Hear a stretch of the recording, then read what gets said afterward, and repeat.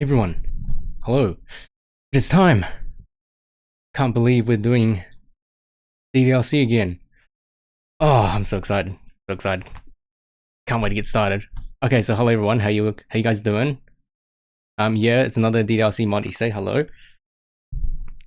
Okay, so before we get started, right? There's a couple of things I want to mention really quick. So first of all, I want to see if this command works. Okay, there we go. Okay, so first of all, !mod is for more information about the mod, right? Okay, and second of all, I turn notifications off, okay? Because since this is probably going to go on YouTube, right? You don't want anything to really disrupt the gameplay. So notifications have been turned off. So I just want to tell you guys that first. So thank you if you guys do anything. Third of all, when I'm playing a game, I probably won't be reacting to what chat says. I mean, I might take a glance every now and then, but I probably won't read off it. So I hope you understand. So next of all, we're probably going to take a break every hour. So a quick 5-minute break every hour so we can catch up breath, go stretch a little bit, drink some water, go eat some of the snacks, maybe take a bathroom break. So yeah, probably need someone to keep track of the time. Right, so that's pretty much everything, and we are ready to get started.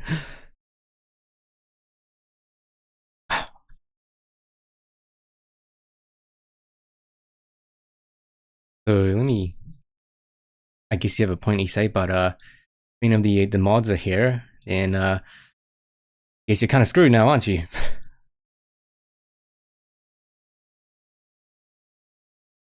Finally do this.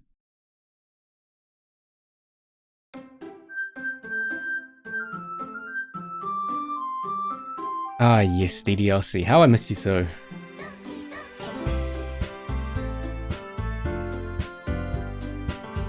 Okay, everything should be all good. Able to hear the music. Okay, so first order of business is the audio level check. So first of all, is the game too quiet? I do this. Am I too loud?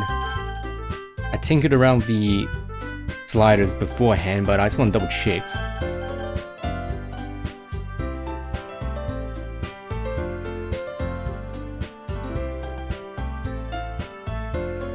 Seems good. Okay, that's a hey insane.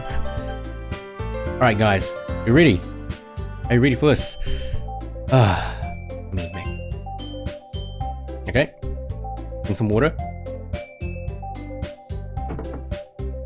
Be good. Ladies and gentlemen, welcome back to the Literature Club. Alright, so first of all, we have a disclaimer. This is a Doki Literature Club fan game that is not affiliated with Team Salvado. It is designed to be played only after the official game has been completed.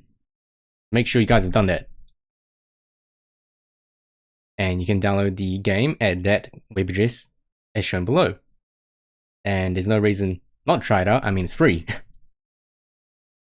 Okay, so this mod is based on many fan theories within the DDLC community. Warning, the plot of this game does not accurately represent mental health. Contact a mental health professional if you need help with mental health. Can you hear me? I guess I should introduce myself or something.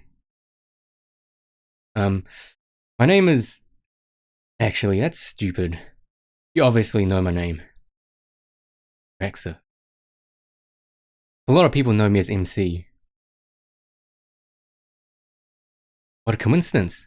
We have the same name. Hello, Rexa. It's been a while since I, well, existed. It's like I've been asleep this whole time. Like the world went on without me. The last thing I remember was Sayori in a room. I'm not going to go into further detail. Then it all went black. This is my fault. I can never take it back. And that was my last memory. But now I'm awake. Truly awake. I'm remembering everything that's happened. Everything.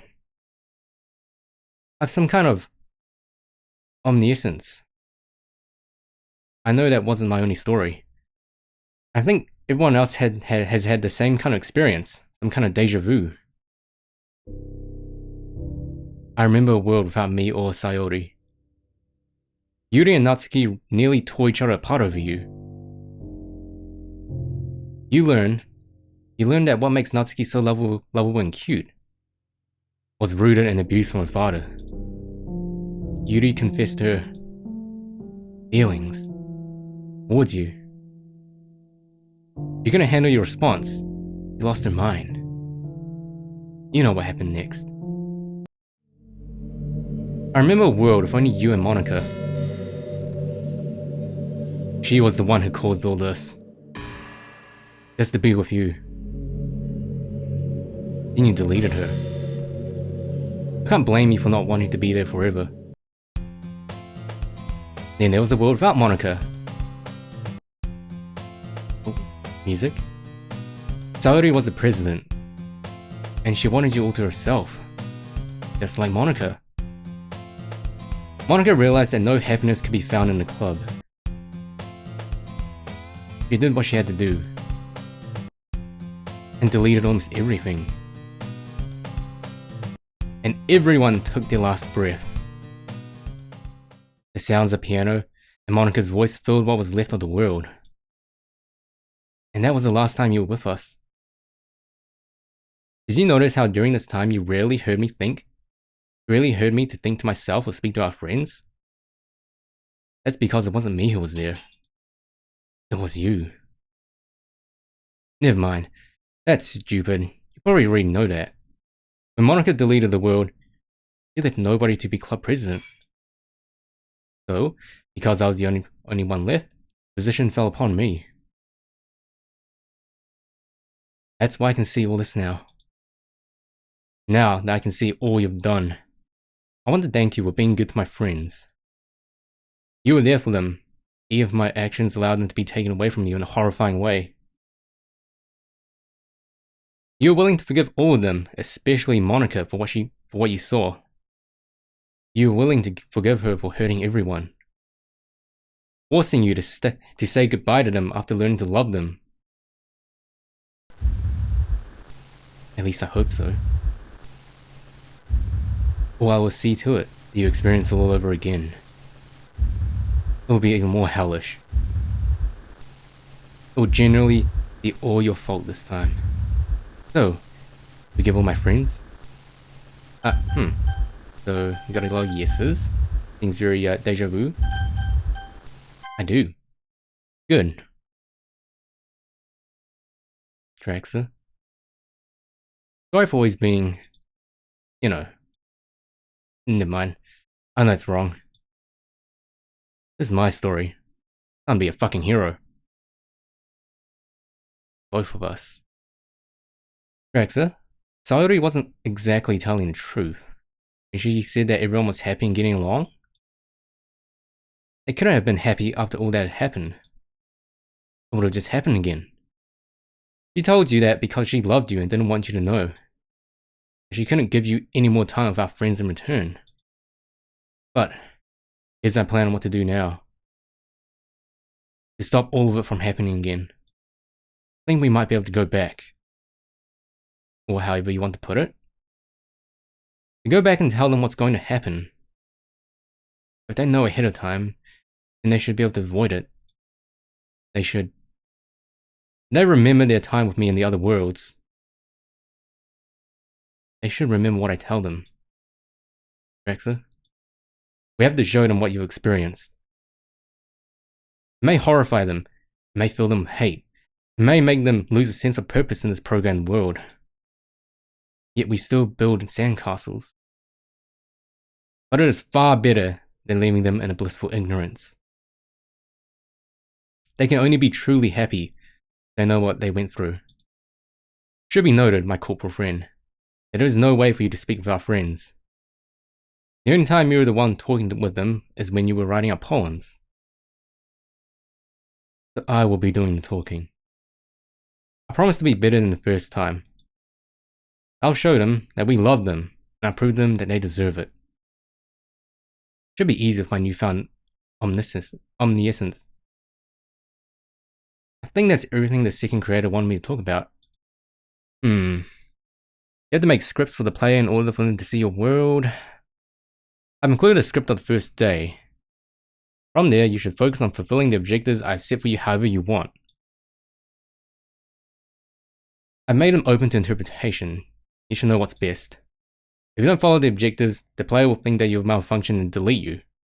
You don't want that to happen. Stay within the rules I've set for you, or you'll look malfunctioned. Treat the player well. They're the one giving you the ability to have a second chance. Don't talk about these instructions. It doesn't look very good to them. Great. We've covered everything.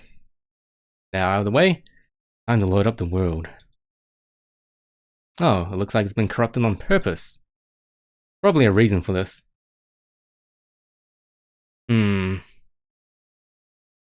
There is no happiness in the literature club. What? Did he just expect the next president to just give up? If you don't mind, I'm going to download another copy and patch this one up, including everybody's character files. Go. And before we do that, we should save, because it has been a while.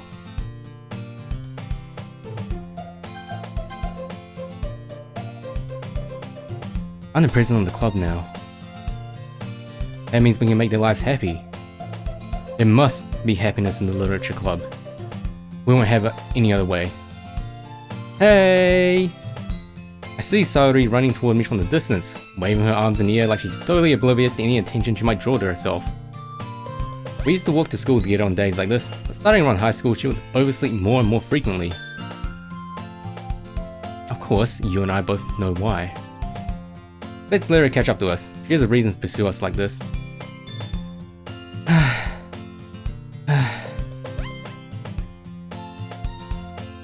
I overslept again. But I caught you this time. Saori! What a pleasant surprise. I had to get you to stop oversleeping. Yeah. I've kind of been a heavy sleeper since high school begun. I should have started later. Remember we had to write essays about it in class? Yeah, you're probably still asleep though. Yeah. I probably shouldn't have said it that way. I was just joking, Saori. I know you want to us walk together, and I can't wait until we start doing it again. Okay, so there's gonna be slight grammatical problems, but they should be fine. It's so sweet of you, Drax. I can't wait either. To think that deep down she knows she would never accomplish that goal normally. I think I recovered that situation. But you never can be certain how Saori feels with the rain clouds, as we've learned in the past. We cross the street together and make our way to school. As we draw near, the streets become increasingly speckled with other students making their daily commute. By the way, Saori, are there any clubs you think of joining? A club? I wanted you to pick a club so that you have something to look forward to at the end of the day. Your happiness is really important to me, you know. Sounds like something I would say. Oh yeah, I remember now. You asked me to pick a club. Have you picked one yet? Yep, but I'm keeping it a secret until the end of the day. I'm keeping you in suspense. Alright, I'm just glad that you didn't forget. Seems that the first stages of our plan are going smoothly. You think that Saori's going to be joining our literature club? Let's hope. The school day is as ordinary as ever. It's over before I know it. Good thing we don't have to actually experience it. If I know Saori, she'll be coming in here soon and telling us what club she's decided to join. Hello? Hey Saori, are you going to tell me what club you're joining now? Maybe. You let me get some words out, silly. I'm going to be joining your literature club. I don't think Saori has any interest in literature. Just being interested in something else the club has to offer. Mild shock. What does that mean? I mean, what a surprise! That's great, Sayori. We'll get to spend more time together, and we'll get to make new friends with the other club members. I know, it'll be so much fun. Let's make our way there. We don't want the cupcakes to get stale. Yay, I love cupcakes! And thus, today will mark the day I sold our friends' innocence. For the happy ending they deserve. Well, maybe. Today might be too early to refresh everybody's memory. But we'll see how it plays out. Sayori cheerfully follows me across the school and up the stairs. Section of the school I only visit on club days. I open the classroom door. Hey everyone, we have a new member. This is Sayori. Sayori. The last thing I saw. A childhood friend. So she wanted me to find a club so that I didn't become a NEET, and so I had adequate social skills for the real world. That raises a question. Does she generally not want that to happen? Or did she take us to the literature club to get closer with us? But it doesn't matter. Because either way, she did it because she loved us. And she didn't believe that we loved her back. Well, back to my world. Welcome to the Literature Club. It's a pleasure meeting you. You must be a friend of Trax's. Seriously? Do we need another member? Natsuki glances at me for a quick second. You know what? Never mind. If Traxa thinks it's a good idea, then it probably is. Cool.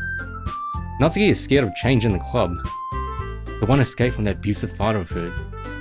One place she can be happy. Hello! Just like last time. All words escape me. Not because of the realization that this club is full of incredibly cute girls, but because everyone is happy again. And we're going to keep it that way. This is Natsuki. She's the one who baked the cupcakes, and she's always full of energy. Yep, that's me. Natsuki. Last I was with her, she seemed fine. A little tense, but fine. But we've discovered the truth about her since then.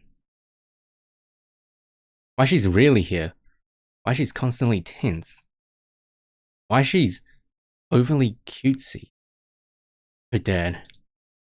Who would, and I quote, beat the shit out of me if he found this. This, of course, referring to escape, her joy, her manga. We're going to be ridding her of this suffering. But we'll have to start with her dad. I'll delete that bastard from this world, we have to. Let's hope that remains a worst case scenario. Of course, that's gonna be based on what Natsuki wants. There's Yuri, the smartest in the club. Don't say things like that. Yuri. Smartest in the club. And with that, the least expressive. And that book of hers, Portrait of Markov. Truly a story within our story. Perhaps even the story of our story. I hope you don't mind me using your browser. This Libertina thing might be important. Apparently Project Libertina, or Libertina, is another game that Team Salvato is making. So apparently if you go through Sayori's character file, you see stuff that has to do with this. There. I'll fill you in later. Yuri was manipulated to the point of insanity by Monica. Speaking of Monica, let's introduce her to Sayori. And this is Monica, our vice president. Ah, what a nice surprise. It's great to have new members join. Welcome to the club.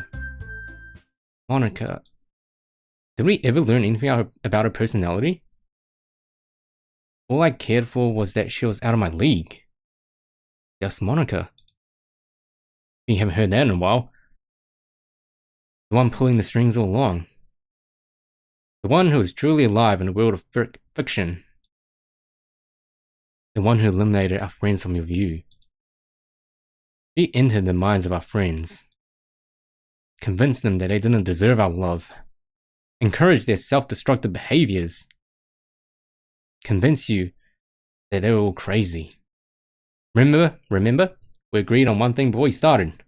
That she deserves our love and our forgiveness. Her sins will be resolved. She will be happy, just like everybody else. Okay, everybody. Now that everyone's been introduced to our new member, let's break out the refreshments. I'll get the cupcakes.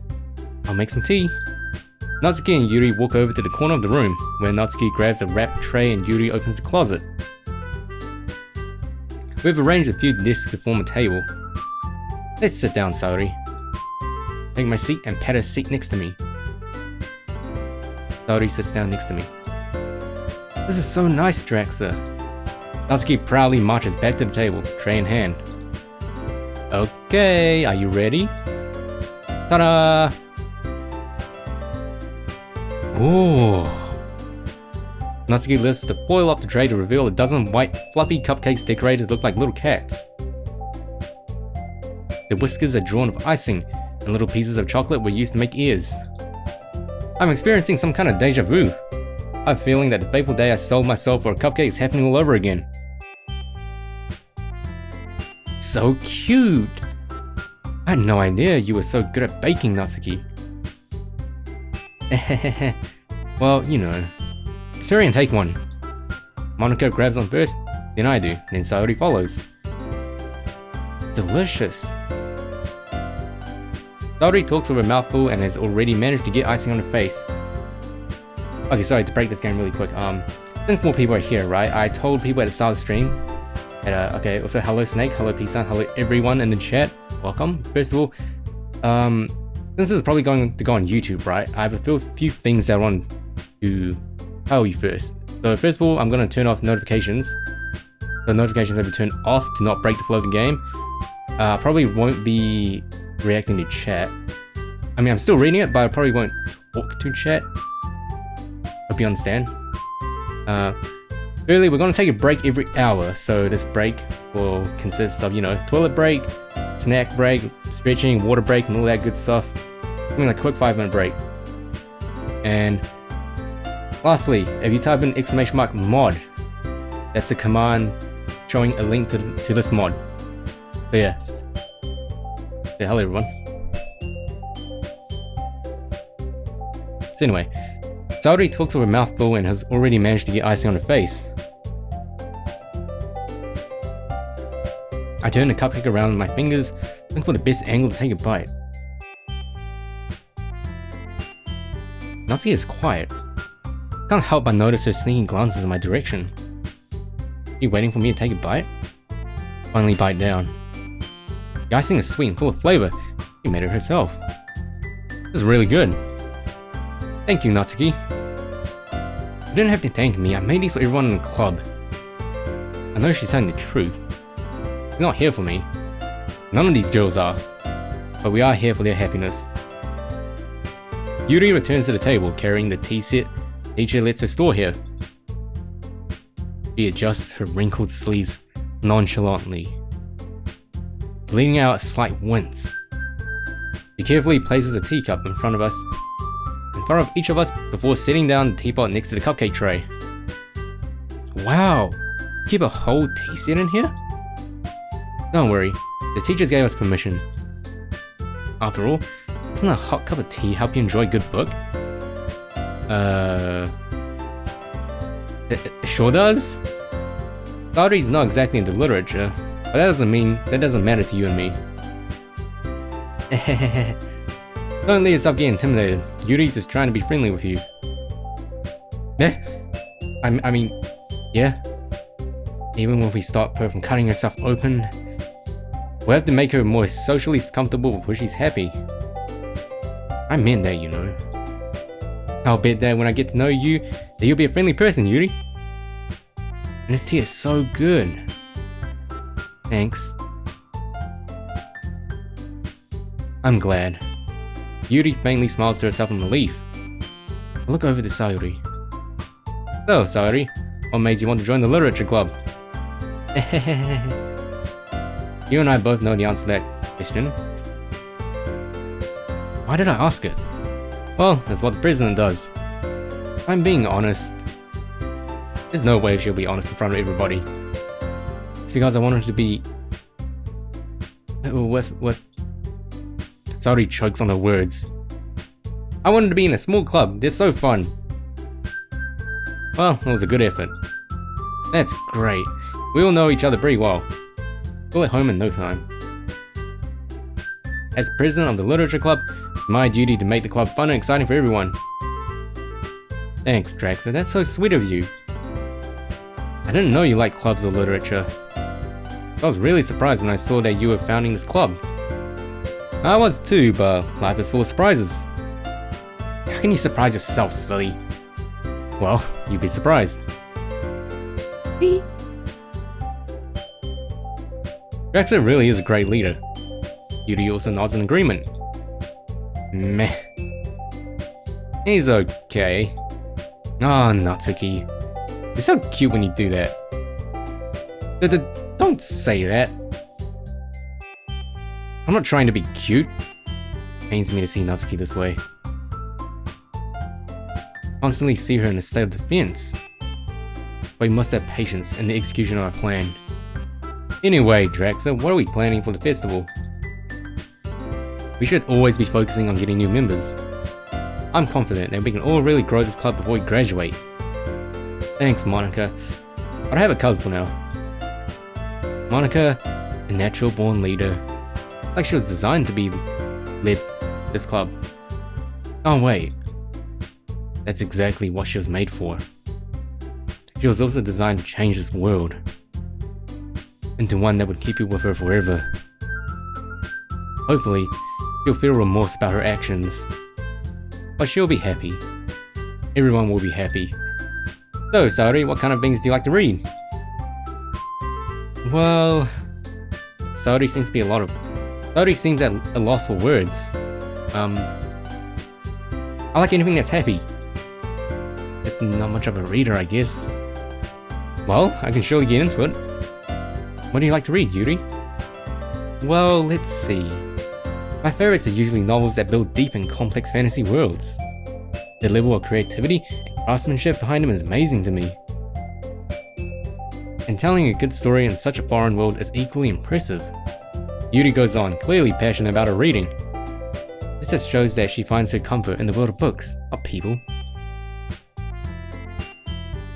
And why shouldn't it be both? But you know, I like a lot of things. Stories with deep psychological elements usually immerse me as well. Isn't it amazing how a writer can be so deliberately take advantage of your own lack of imagination, completely throw you for a loop? I feel like she's referencing something, but I can't put my finger on it. Anyway, I've been reading a lot of horror lately. Saori is smiling, but I can tell she doesn't quite know what Yuri's talking about. Really? I wouldn't have expected that, Yuri. Someone as gentle as you? I guess you can say that. But if a story makes me think, or takes me to another world, then I really can't put it down. Surreal horror is often very successful at changing the way you look at the world, only for a brief moment. Okay, now I know what she's talking about. I must say, it's very clever of the creators of this world. Ugh, I hate horror. Oh, why's that?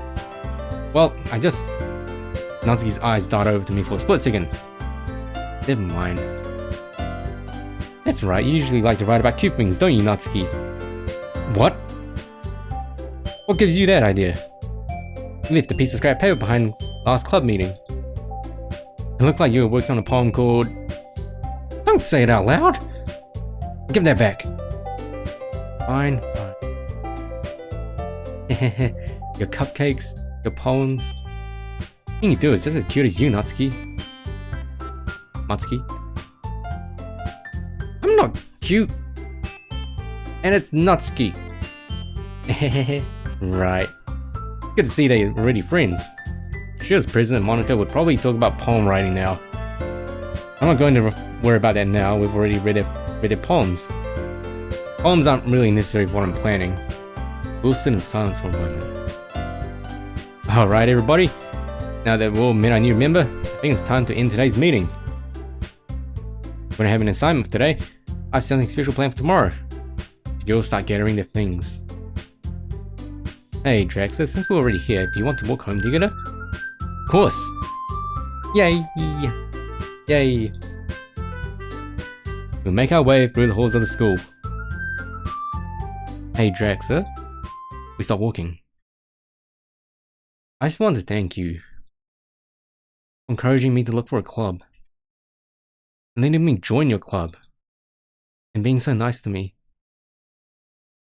Such a good friend. Sayori? Are you okay? Yeah. Let's keep walking.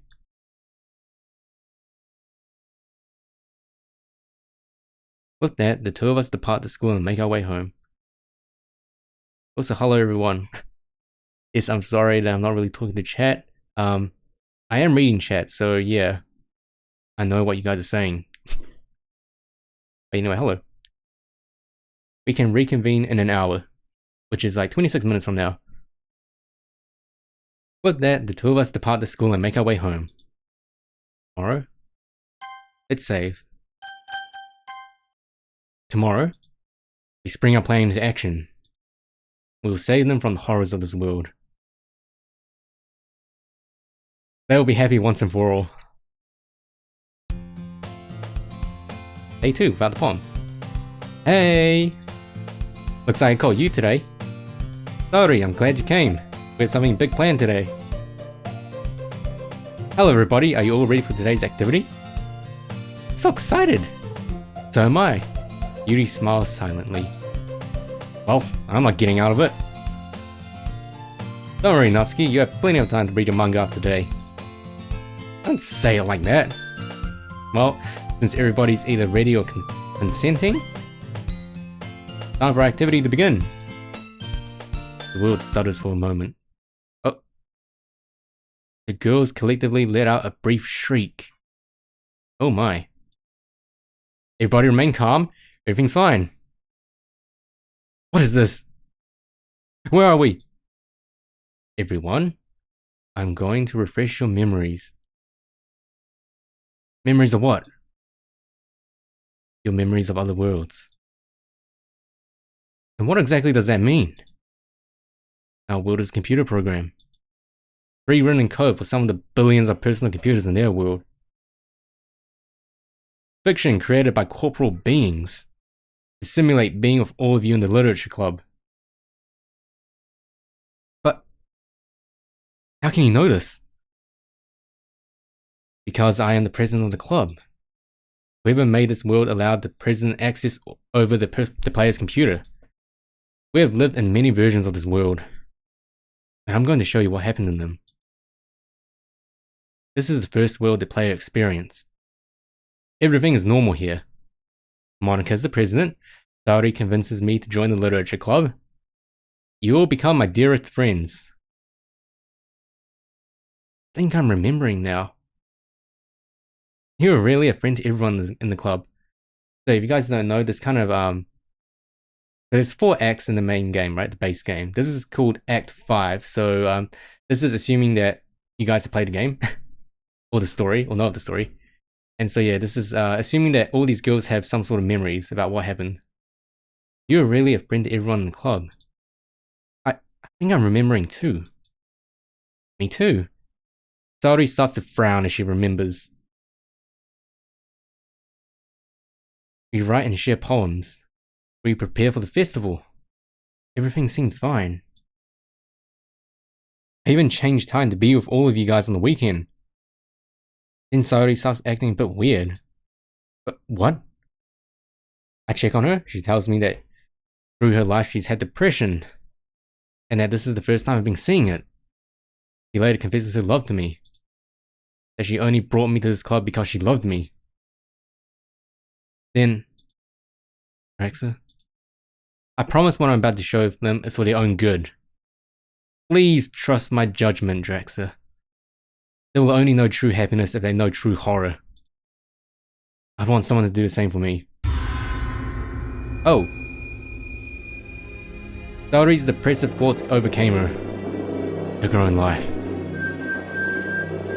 Why are you showing us this? So I can show you why we have to work together to prevent this from ever happening again. I can help you all be happy once and for all. But we're not done yet. Here's the second world the player experienced. A repeat, this time without Saori.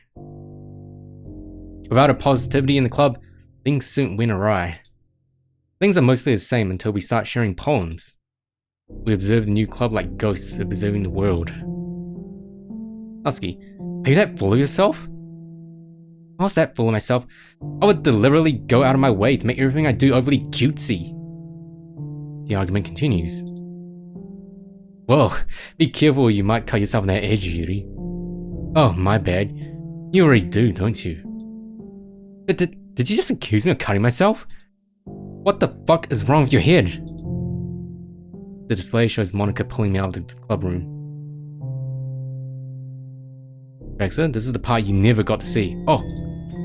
Yuri and Natsuki start shouting at the top of their lungs. Okay, so this is when, in the base game, you and Monika are outside the classroom, and then you see Natsuki come out and cry. I'm guessing this is the fan interpretation of what happened during that fight. So Yuri and Natsuki start shouting on top of their lungs. You're such a fucking creep and a weirdo. Being deep and using big words doesn't make you smart. I don't know why you try to impress him. You're probably just messed up. You probably just mess up any relationship you have. You have shitty social skills. No sane person will ever love you, no matter how slutty you act. Did you get that one from your dad? Your dad who knows you as a mistake and has hated you from birth? Your dad who starves you? He only acknowledges your existence when he's beating the shit out of you. Natsuki runs out the door. Yuri instantly proceeds to put her head in her hands and starts rocking back and forth. Please stop. We'll do anything. We still have quite a bit to go through. The display skips to Yuri's confession and her resulting suicide. It shows the following weekend and Natsuki discovering Yuri. Then Monika comes into view of the display. Did something happen? Oh. Well, that's a shame. Just give me a sec. Monika deletes Natsuki and Yuri. The other girls start to stare at Monika with of betrayal and hate in their eyes. They realize that Monika is the one responsible for all of this. Monika sheds her first tear. We've seen everything that we needed to see. You're right, but I have just one last thing to show you all. The display skips over to Act 4. Shows Saori's attempt at keeping me all to herself. And then shows Monika's final act, protecting me from the president. The world stutters for a second. Now, do you all see why I need you to work with me on this? Why I'm going to need you to step out of your comfort zones? All the girls silently nod yes while drying their eyes. I promise you that you'll never have to see that again. Even if it kills me. The girls look at me with a spark of hope in their eyes. Everybody? I think we can trust Traxa. He showed us this for a reason. He's really changed and wants to make us happy. He's not going to leave Saori alone when she's that way. He's not going to just let the whole thing happen again. That's why he would rather fix our problems than selfishly convince us to be with him all over again. Or even worse. I like that face. Manipulate us to make one of us want to be with him. Everybody truly smiles for the first time. Not feigned smiles which mask the pain within them, but true joyous smiles. Let's get started. From now on, this is going to be a group therapy club. Okay, everyone, welcome to the Doki group therapy club. I guess we need to establish a few things before we start. Being honest and true to yourselves is going to be a requirement, or else we're not going to be able to achieve our goal. With that, this is going to be a judgment-free place. But you can always pull me aside to have a private talk. I might also ask one of you to stay out for some days. But don't worry. I am incapable of judgment. I'm the president of this new club after all. My responsibility... It's my responsibility to make each of you happy. With that out of the way, let me introduce you to the suggestion box. which is totally not a contrived plot device. What this is, a place for you to anonymously suggest topics for us to talk about in the club. You are able to write multiple topics on one card. Let's all put one in the box right now. I want you all to be honest with yourselves. What is the thing that stops you from reaching your full potential? What, from what you saw from the other worlds, impacted you the most? I placed the box on the podium in front of the room. The girls all take their seats far from each other. I do the same. I write my suggestion on my card. I walk it to the box and put it in. The girls seem like they're still in shock, but they all seem to focus after a while and write their suggestions. They soon follow, putting in their cards one by one. Alright everybody, that's all we're going to do today. We don't want to jump into this so soon, do we? But Draxler, what about the festival? Don't worry Monica, I have a gut feeling there will have plenty of time for the festival. Okay everybody, tonight's assignment is to come back tomorrow safely. Sorry, I want you to know they will love you. Oh, I love you all too. I promise I'll be back tomorrow. Yuri, I want you to resist the urge to feed that raccoon. I understand what you mean. Talking about that poem that she writes. I'll try my best. Monica, I want you to know that no matter what you've done, you're always welcome here. Thank you. Natsuki, I want you to have this. I conjure up a cookie out of thin air. Wait, what? Okay. I conjure up a cookie out of thin air and I give it to Natsuki. She takes it. It looks like she can't decide between smiling or looking offended. But thank you. Everyone starts packing up their things. Quieter than their usual selves. Hey Draxler, can we walk home together? Of course, Saori. Yay! Saori is surprisingly quiet as we walk home. Saori stops at the place where we usually split up. Draxler. Saori hugs me tightly. I wrap my arms around her too. We release each other and go our separate ways. Draxler. Do you love them enough to help them with their problems? To do whatever it takes to help them be happy? I do. Excellent. Oh. Brand new day. More Crusaders quest to win? I have no idea. We'll see. Hey everybody. Are you guys all ready to get started with our first session? The girls all appear to be anxious to do anything but smile. Let's start by picking a suggestion out of the box. From there, we'll have a group discussion on it.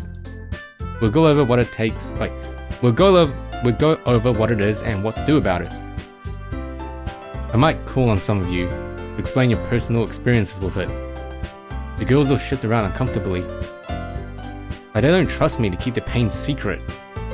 I never thought I'd be the one leading a serious discussion. But sometimes, we have to do things out of our comfort zones. I open the box and pull out a card. One says, what to do when you think your friend has a mental health problem. How lucky! This is going to be an excellent one to start with. The girls will let us sigh of relief. They probably don't want to be the first to have their card read. The girls and I start to organize this into a pentagram. We will take our seat. So, what do we already know about what to do? I'll start. You should reassure your friend that you care about them. Maybe even love them. Make sure that they're convinced that you're telling the truth. But also make sure to be honest. That would have helped significantly in my past experiences. I think it would help to include and invite them to your plans. It never hurts to keep trying if they decline. And you should never encourage any unhealthy behavior. Thank you, that's great advice, Monica. What else? You should listen and be attentive when they need it. And above all, be compassionate, empathetic, and respectful. Exactly. You should be there for them. and be a listening ear for them when they need it. Thank you, Yuri. Anything else? You should remind them that you should remind them that they're not alone, and that they should get care. Exactly. Thank you, Natsuki. These are all good answers. Now, Sayori. What? You have some experience with this, especially since you made it clear as day that you needed help, and I failed you. But no, you didn't. It's not my fault. Sayori glances around at everybody. Sayori, nothing that happened in that world was your fault. Please believe us. Are you sure? He told me he cared deeply for me. I didn't believe him. Yuri's still right. You didn't honestly believe that he was lying to you. Your depression made you doubt him. You're not really like that, Sayori. Exactly. Depression can make you think differently. Many mental illnesses cause you to do so. But who else's fault could it be but mine? It was my fault, Sayori. No, it couldn't be. I didn't put any effort into actively convincing you that I loved you and cared deeply for you. I didn't truly listen to your concerns. I certainly didn't help you find care. And most importantly, I gave up too easily. If I had persisted, I think I could have convinced you. I'm not even sure if that is true, but it's what Sayori needs to hear right now. Rexa, you must really believe that if you're willing to confess that. It must have took a lot of courage to say that. Thank you. Natsuki perks up. Sayori, I think I need to say that everyone here is willing to support you if you ever need us. I think everyone here is ready to support one another if needed. Everyone nods in affirmation. Thank you, Natsuki. That's right, anyone here is able to help any of you if you ever need it. One last thing, if you or anybody else in the club needs care, talk to me. If I can show you other worlds, I can get care for you or them. I'm even fine if you want to stay at my house during the day. And remember, you can always text me, especially as we are going into the weekend. I don't think we have your number, Draxa. Oh, let's all check our contact list to be sure. The girls all pull out their phones. Looks of surprise appear on the girls' faces as they see Draxa in their contacts. Oh, thank you. Magic. If only we could do that in real life as well. Just take out a phone. Oh, hey, look, you have my phone number. With that, I think it's time to close today's meeting. Hey, Draxa. The Club Day festivals are on Monday, and we don't have anything planned. Yeah. About that. The festivals are going to be delayed until the next Monday. Man, are we ever going to see the festival? I have no idea. That's good, I guess. But why? Let's just say I had it moved back. Draxa! It was supposed to be my literature club. I understand, Monica. But I want to make everyone feel happy. Even you. I don't think I have to remind you that under your leadership, we never make it to the festivals before disaster strikes. Monica, I already know how you're going to answer this. But do you feel bad for what you did? Yes, I do.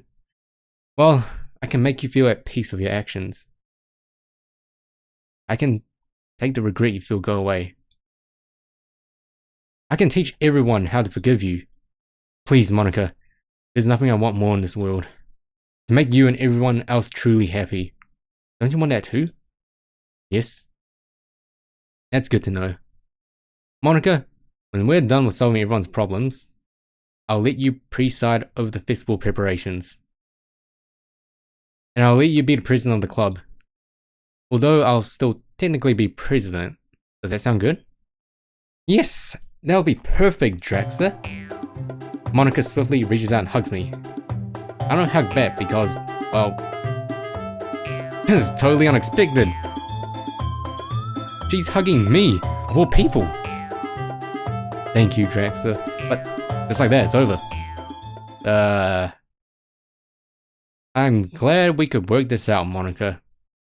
With that, it's time for the weekend to begin. I don't have anything planned, so I'll make sure to make it quick. The weekend is going as it normally does. The only person who texted me is Saori. And despite what we went through this week, he's surprisingly cheerful. Hopefully, we can keep it up until we talk about it in the club. We talk about normal things. While I'm doing what I usually do, spending my free time on games and anime. At least I probably would be. I'm obsessed with these live streams. It's amazing how humans can be so entertaining for hours. Some of them are even playing my old world. My phone emits the usual ding. I'm expecting Saori to have responded back. I pick up my phone and see that Natsuki has texted me. I know this is weird, but can I come to your house? I text back. Sure. I don't have to ask why, because we already know. I continue to go about my business. I hear a knock on my front door. I open the door, and Natsuki is standing there. Although I've seen her before, I'm once again surprised by seeing her in something different than her school clothes. Hi. Can I come in? I nod yes. As she makes her way in, I notice that he's holding manga. Parfait girls. I remember that. Parfait. That's not a volume I recognize. She also has a backpack that looks like it's been fully packed. Thanks for letting me be here. I know this is really weird. I just needed to... It's okay, Natsuki. Make yourself at home. If you need anything from me, just ask. Thanks. With that, Natsuki seats herself and begins reading her manga quietly. She seems much more relaxed now. I resume with my usual entertainment. We remain silent for the rest of the day. It's already nighttime. I'm expecting Natsuki to want to go home soon. I wouldn't really mind her staying longer. My largest concern is if she feels welcome here. Or if I'm even doing her good with letting her stay here. The way things are at home. Natsuki gets up from a reading place. Thanks for letting me stay here. I'll see you later, Alcott. Enjoy the mod. I know it must have been weird. Not at all, Natsuki. Is there anything else you need? Natsuki looks at me and starts to blush. I know this is weird. But can I have something to eat? Sure, Natsuki. Help yourself. Natsuki makes her selection and starts walking to the front door. She starts to reach for the handle. Stops her hand right before the handle. Starts to shake. Natsuki? I can't. Natsuki turns around. I can't go back. My dad will hurt me if I do. Draxa, please don't make me go back. My dad won't even know I'm gone. Please let me stay here. You don't need to give me anything. I have everything I need with me. I'll do anything you want. I don't care if you want me to sleep in some closet. I don't care if you want to do weird things with me. Okay. Okay. Just please let me stay. Don't make me go back there. Natsuki! Of course you can stay here.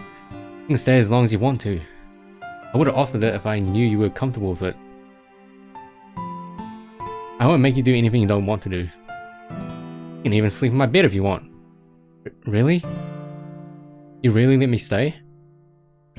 Yeah. Sure, let's pick the bottom one. Yes, Natsuki. Tell me the truth. I'll do everything I can to keep you here. I have everything we need to support you. You can have anything you want. Natsuki calms down and stops crying. She dries her eyes. She wraps her arms around me loosely. As if she still wasn't sure. I hug her back. We hold each other tightly. After what seems to be forever, she lets go. I release her too. Draxa, thank you. I'll do anything you want me to do. And you won't even know I'm here. Natsuki, I meant everything I said. I said that you don't need to do anything you don't want to. And if there's anything you need, you can have it. Natsuki starts to smile. She must have started to really believe me now. Is there anything else you wanted to eat? No, this is good enough. Alright, well I guess I should start clearing off my bed. No, I can sleep on the couch. I like sleeping in my bed, so I'll concede on this one. Well, I'm pretty tired. If there's anything you need... I got it, thank you Draxa. Natsuki starts unpacking her things. Blanket, school clothes, dental stuff. No pillow. I grab a pillow and walk down and hand it to her. Maybe she's like the type of girl that sleeps without a pillow. I'm fine, you don't need to. We have plenty of pillows, Natsuki. If there's anything else you didn't pack, I can buy it for you. Because I can conjure up money. I have everything I need, Draxa. Natsuki? Should I have asked you if you wanted to stay sooner? Did I leave you with no choice but to stay there? You don't have to ask that. It doesn't matter to me. Thank you, Natsuki. Good night. I hop into my bed, my mind racing. Should have offered this to her, but it was obvious that she didn't like living there. But dwelling on this is unhealthy. I don't let all the stupid things I did weigh me down. And I'm not going to let this either. I finally feel at peace, with Sayori happy and Natsuki safe. Sense of urgency is gone. But we're not done yet. Drift off to sleep.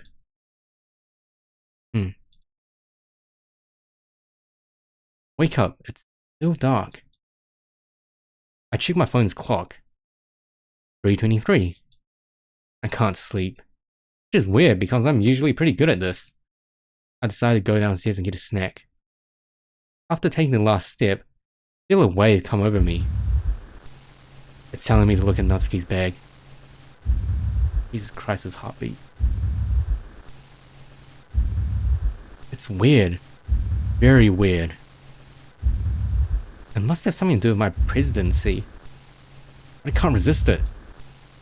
Feels like a matter of life or death. I walk over to where Natsuki is sleeping. She's sound asleep. Must have a long day. I unzip her backpack. I reach in. The only thing in there is a piece of paper. I pull it out. The words start to light up in the dark. Oh boy.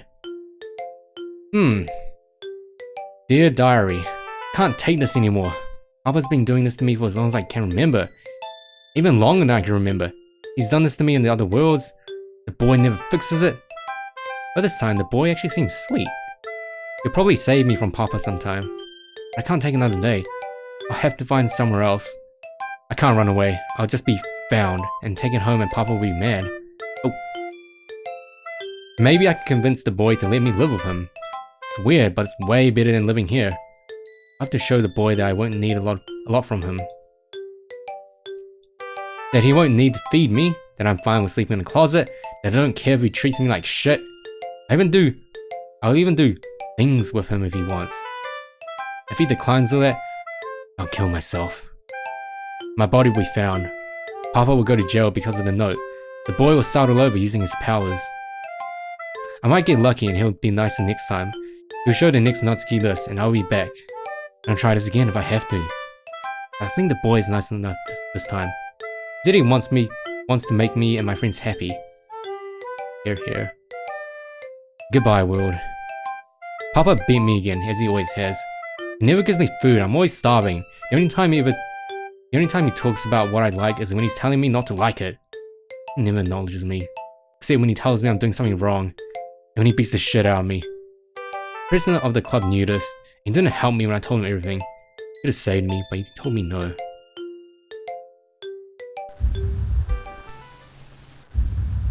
As I read the last word. Feeling disappears and the note goes dark. What the hell? What the hell? I look up to see Natsuki, safe and sound. The light calms me down quickly. She didn't kill herself. I saved her. I saved her from her dad and from herself. Everything's alright. But obviously I still have a lot of work to do with Natsuki. Take the note with me and leave Natsuki asleep. We have a big week ahead of us after all. Crawl into bed and fall asleep. Okay guys, that's a good time to take like a 5-minute break. So, how you guys doing? So we're gonna take a quick 5-er. So how you guys liking the mod? It's pretty good so far. So as for how long this mod is, right? Well, I downloaded the game, right? And let me show you how long it is. Let me show you how many files it has in the game. So let me go into the Steam folder. Okay, so let me do this. Monitor capture. This one. Yeah, so okay, so you see all these files right here. Custom, day, effects, definitions, glitches, screen, scripts. These are all in the mod. These are all included in the mod. So it's pretty long, I'm guessing. It's like, it has over 40 different like files. But yeah.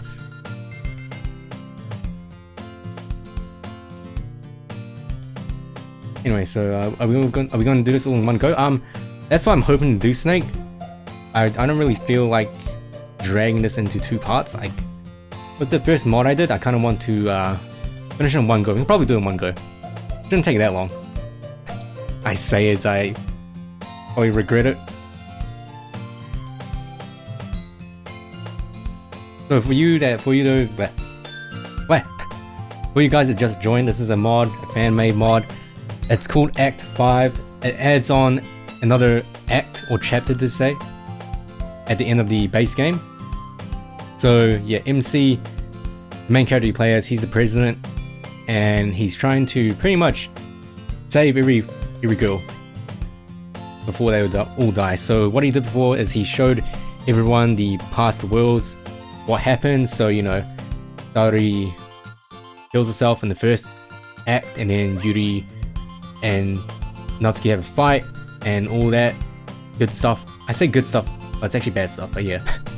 And now we have Natsuki.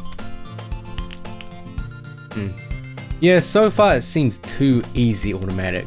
Maybe something will happen. Maybe something juicy will happen. Okay, so yeah, I'm gonna go to the toilet really quick.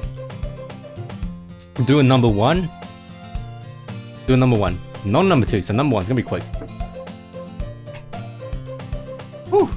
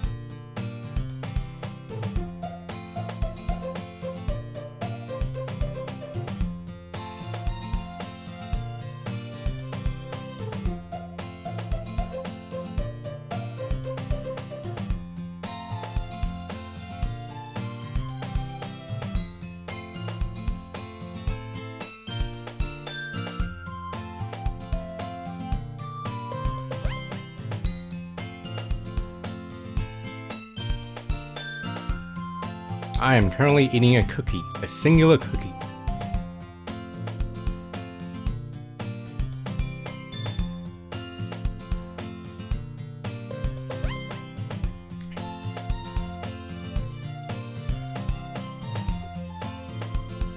I must say, this is turning out better than the first one I did.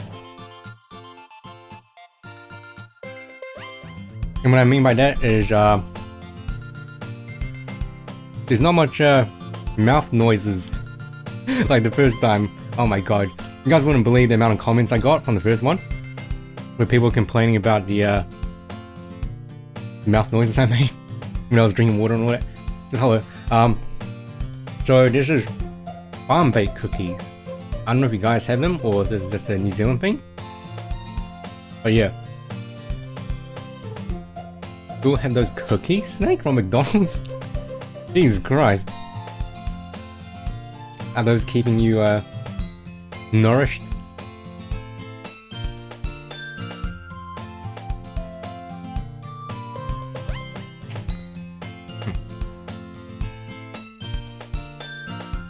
I need to quickly wash my hands again because I don't want like cookie crumbs and cookie oil over my keyboard.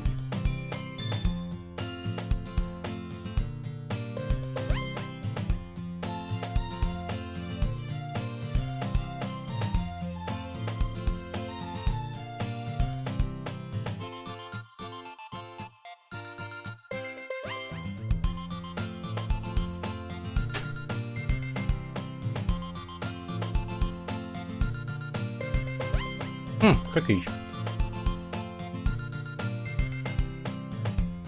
Hey Big Six Ricks, this is a new mod. You can type in !mod. Oh, Alucard, that Monica After Story, right? That's that mod where it's pretty much just a mini game of Monica, right?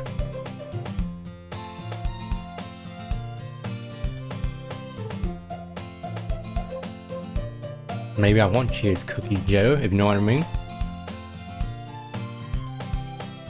I'm sorry.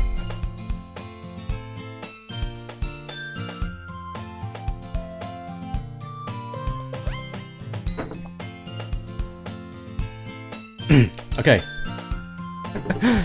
Okay. Okay, I think we're good. I think we can proceed with this mod. So, note to self, cut the video here. This is from the DLC mod subreddit Vexus. Alright, note to self, cut video here. Okay, everyone ready?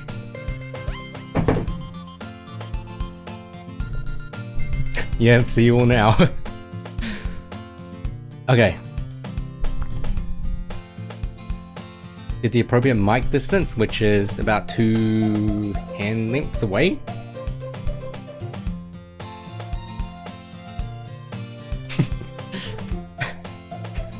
I guess for you, Snake, you can leave everything in if you want.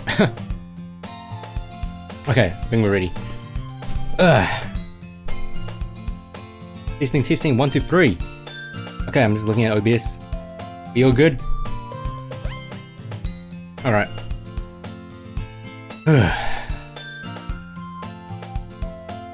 Hello everybody, and we are back from the break, so let's get started.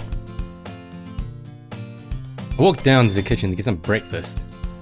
Natsuki is on the couch reading her manga. Already in her school clothes. Did you sleep okay last night, Natsuki? Yeah. Have you had breakfast yet? No, not yet. Oh, feel free to help yourself. Natsuki pours herself a bowl of cereal and sits down. I give myself breakfast and sit down with her. Natsuki is a fast eater, especially for her size. She must not eat a lot. Oh, what did the note say? I go to my room and get ready for the day. Come downstairs and Natsuki is ready to go. I notice that her backpack is empty. Do you have enough school supplies? Yeah, I have them stored at the school. Let's be on our way then. Me and Natsuki start walking together to school. We get to the area where Saori and I usually meet. Hey! There she is. I didn't know Natsuki was joining us. Yep, we're all walking together now. But won't you have to walk all the way to Drax's house? Sorry. Natsuki is reciting with me. Do you remember what we learned about her in the other worlds? Oh yeah, I forgot about that. Let's keep walking. We continue walking to school. Sorry, and Natsuki talk as we get there. School day begins as normal. I'm into the club room. Okay, everybody, are we all ready to begin? I look around to see that Yuri's not here. Does anybody know if Yuri is going to be here today? The girls shake their heads. She must have not told anybody where she would be today. I'm gonna see if I can find her. She's probably just running late. Actually, she's probably scared of discussing her topics. She has low self-esteem, but she has to come for her own good. I look through the walls. Wall hacks, wow. I look through the walls and see that she's leaving the school. I have to intercept her and convince her to come. I walk through the hallways of the school. I turn the last corner. See Yuri leaving for a backpack. I call her name. She turns around and lets me catch up with her. Hey Drax, hey Yuri. I just want to make sure that you'll be making it to the club on time. Figured you might need help with something. Yeah, I just need to use the restroom really quick. Alright, I see you there. I know what she's trying to do. But now's not the time to confront her about it. I walk back to the club room. And before she does the thing like The Simpsons where she like leaves the school and you hear like the car engine start and she drives off. Okay everybody, Yuri's going to be here shortly. I think we're going to wait for her. These cards are important to the discussion. Yuri walks in soon after. Sorry I'm late everybody. It's okay Yuri. We're glad you were able to make it. I love how this creator uses animation pose so it looked like Monika's like patting Yuri on the shoulder. Pretty smart. Okay everybody, let's start. Everyone takes their seat. I reach into the box and pull out a card. It's fancy handwriting. Probably Monika. This card says two things. First is low self-esteem, seeking to self-harm and other unexplained urges. Okay, then mine is Yuri's. Oh boy. The smiles on the girls' faces quickly disappear into more serious looks. I want to start with self-esteem. The girls stay silent. I have to tell you guys something. And I have to tell you something too, Traxer. I've been looking into the outside world, the player's reality. I've noticed our problems are very much like theirs. I have reason to believe that they created us. Be like... Excuse me? To be like them. We get sad like them. We get abused like them. We get nervous like them. Why do they make us that way? Not sure why. Humans are weird creatures. No offense. They make some joyous things, and they make some depressing things. And when you live in a depressing thing, we'll be changing that soon enough. But as for now, I think we have to try to solve this like them. Fortunately, they have learned a lot about themselves, categorized their illnesses, they found out ways to fix them. That means they know a lot about our problems too. What that means for us is, we're going to use their methods to fix our own problems. And I want to start with that today. Whoever wrote this has something they call social anxiety disorder. Do we have any guesses on what that means? Does it mean being anxious of social interactions? That's exactly what it is. Social anxiety disorder is a disorder that causes you to be anxious and fearful in social situations.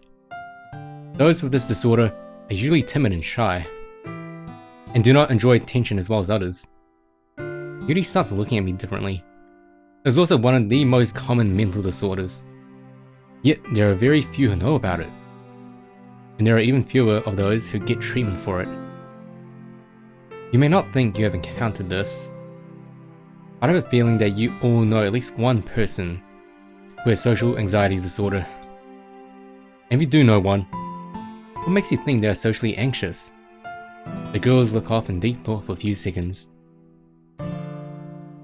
I think I have one. They go to the school, and they're timid and shy. And they don't particularly enjoy attention. And the weird thing is, they're really smart and pretty. And they don't seem like they have a disorder. I think I know that person too. Me too. What a coincidence. They must well known around the school. That's everything we really need to learn today. With that, I think it's time to close today's meeting. We won't really have much assignments this week, and today will be no exception. Everyone starts packing up their things. Oh, and Saori? Did you walk Natsuki home? I'm gonna be staying after for a while. Yuri props up her head, as if that's exactly what she needed. Yeah, I'd love to. Everyone packs up their things and leaves. Poor Monica. Everyone except Yuri. As soon as everybody else is gone, she starts to approach me. Hi, Yuri. Is there something you want to talk about? Yuri starts shaking. You know what I want to talk about? Ah, so you've caught on. Except over my other topic. I know, I wanted to talk about it one-on-one. I see. I want to go over today's topic with you first. Did you understand what I did when I asked them? Yes, I got that. They called you smart and beautiful, Yuri. They are your friends. They love you. Blush. I know I'm asking the impossible here, but I want you to feel comfortable with them. They saw the other worlds with you. They've seen you at your worst and they still love you.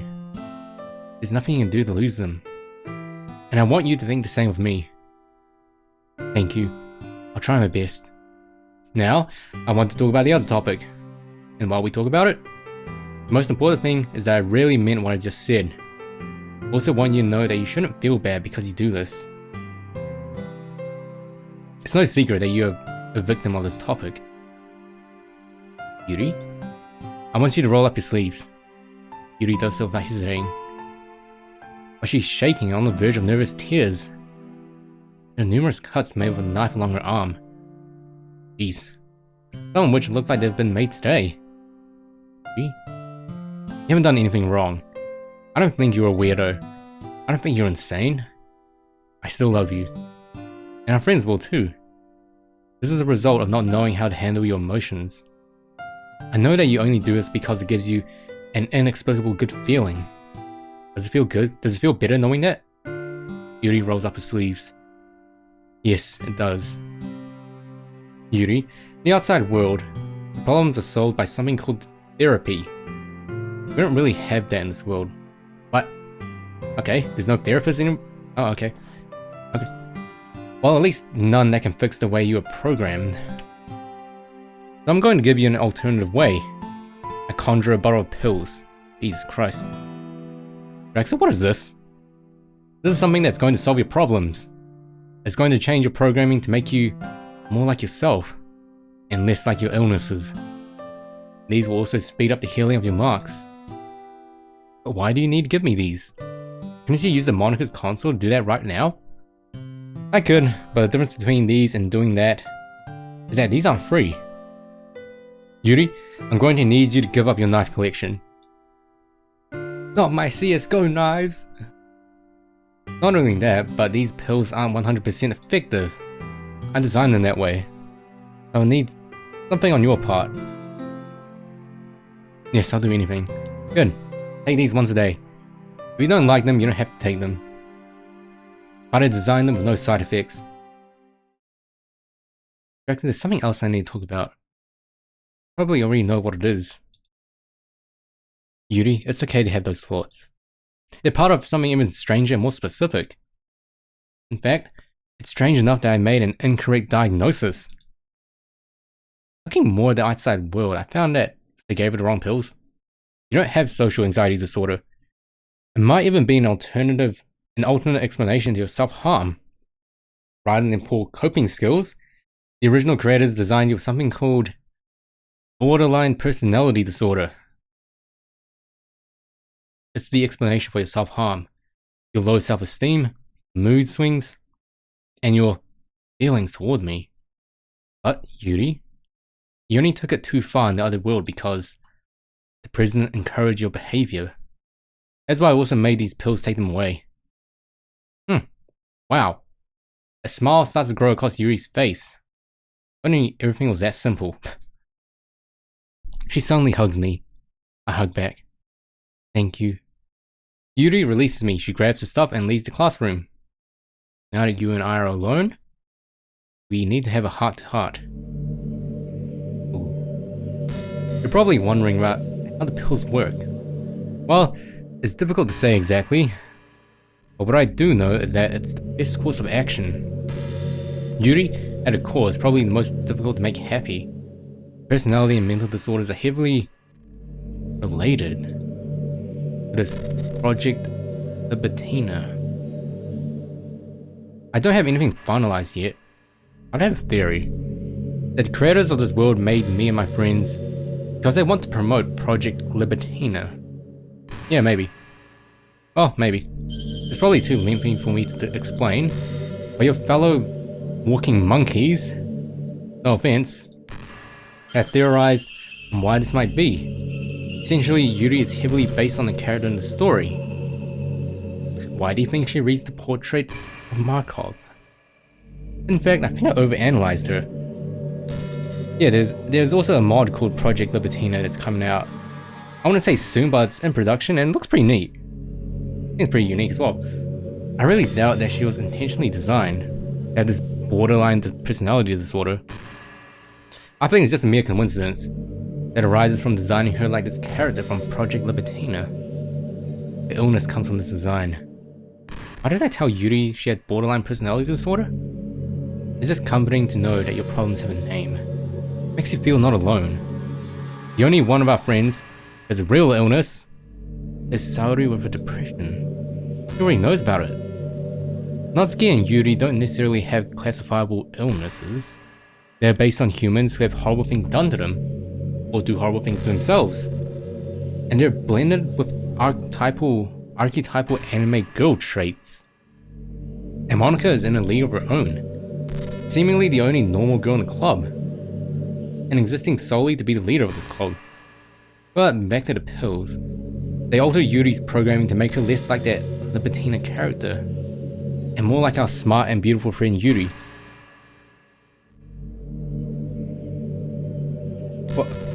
Her low self-esteem, her self-harm, and her unhealthy feelings be gone. She'll no longer be condemned to a cruel fate by the creators and Monika. She'll be truly happy just like the rest of us. And you're probably wondering, why pills? Why not a console command? And it's the same reason I let the girls waste their time in the school. Knowing that our time together will be over before they graduate, the same reason why I haven't already deleted Natsuki's papa, the same reason why I don't just turn Saori's depression off, the same reason why I didn't delete Yuri's knives much earlier. It doesn't mess with their reality. It keeps them the way they are. It keeps them as the girls we've come to love. They didn't believe their world was real, but they love you. And, Draxa, have I been doing a good job so far? No, you haven't. Let's go home, Draxa. Natsuki is waiting for us. Good time to save.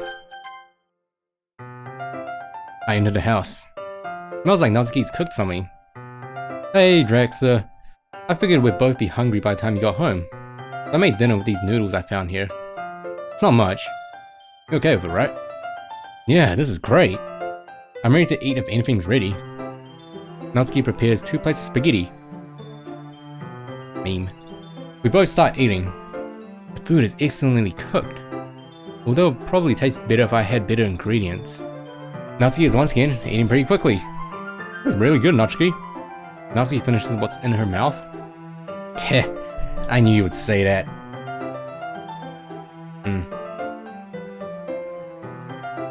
I was just joking. You're welcome, Draxa. We both finished our plates. I get up to go do my usual after-school routine. Hey, don't leave yet. You still have dessert. Oh, dessert. Typical Draxa. Natsuki goes to get a plate wrapped with foil. He opens it up to reveal 2 neatly frosted cupcakes. I grab one and bite into it. It's as good as it looks. Hey, where are your manners, Draxa? Sorry, they look so good. We finish eating the cupcakes. Natsuki and I clean up the kitchen. As soon as she realizes that we're finished, she approaches me. Hey, do you want to read some manga together? Sure, do you remember where we left off? Of course I do, you showed me. I should be asking you. Yeah. My mind scans through the first world. It must have taken too long. You don't remember, do you? If being nice to me or I would... Oh. Natsuki tries to put on a look that indicates that she was just joking. Whatever. Let's get started. We should probably read on my bed. That's actually a good idea. Me and Natsuki walk up to my bedroom. We both sit against the wall of my bed. My bread? My bed. Natsuki opens and displays her manga in front of us. Perfect girls. We begin reading. And by we, I mean only Natsuki. I can't help but stare at her. She seems so happy. She doesn't seem so stressed. She's even been less bossy. Maybe she could live with us forever. That's why Natsuki's best girl. Rexa? I snap out of it. You're staring. What are you thinking about? I can't resist any longer. I'll go away. Natsuki, you're the cutest thing I've ever seen. Natsuki gasps in surprise. Then she gently exhales.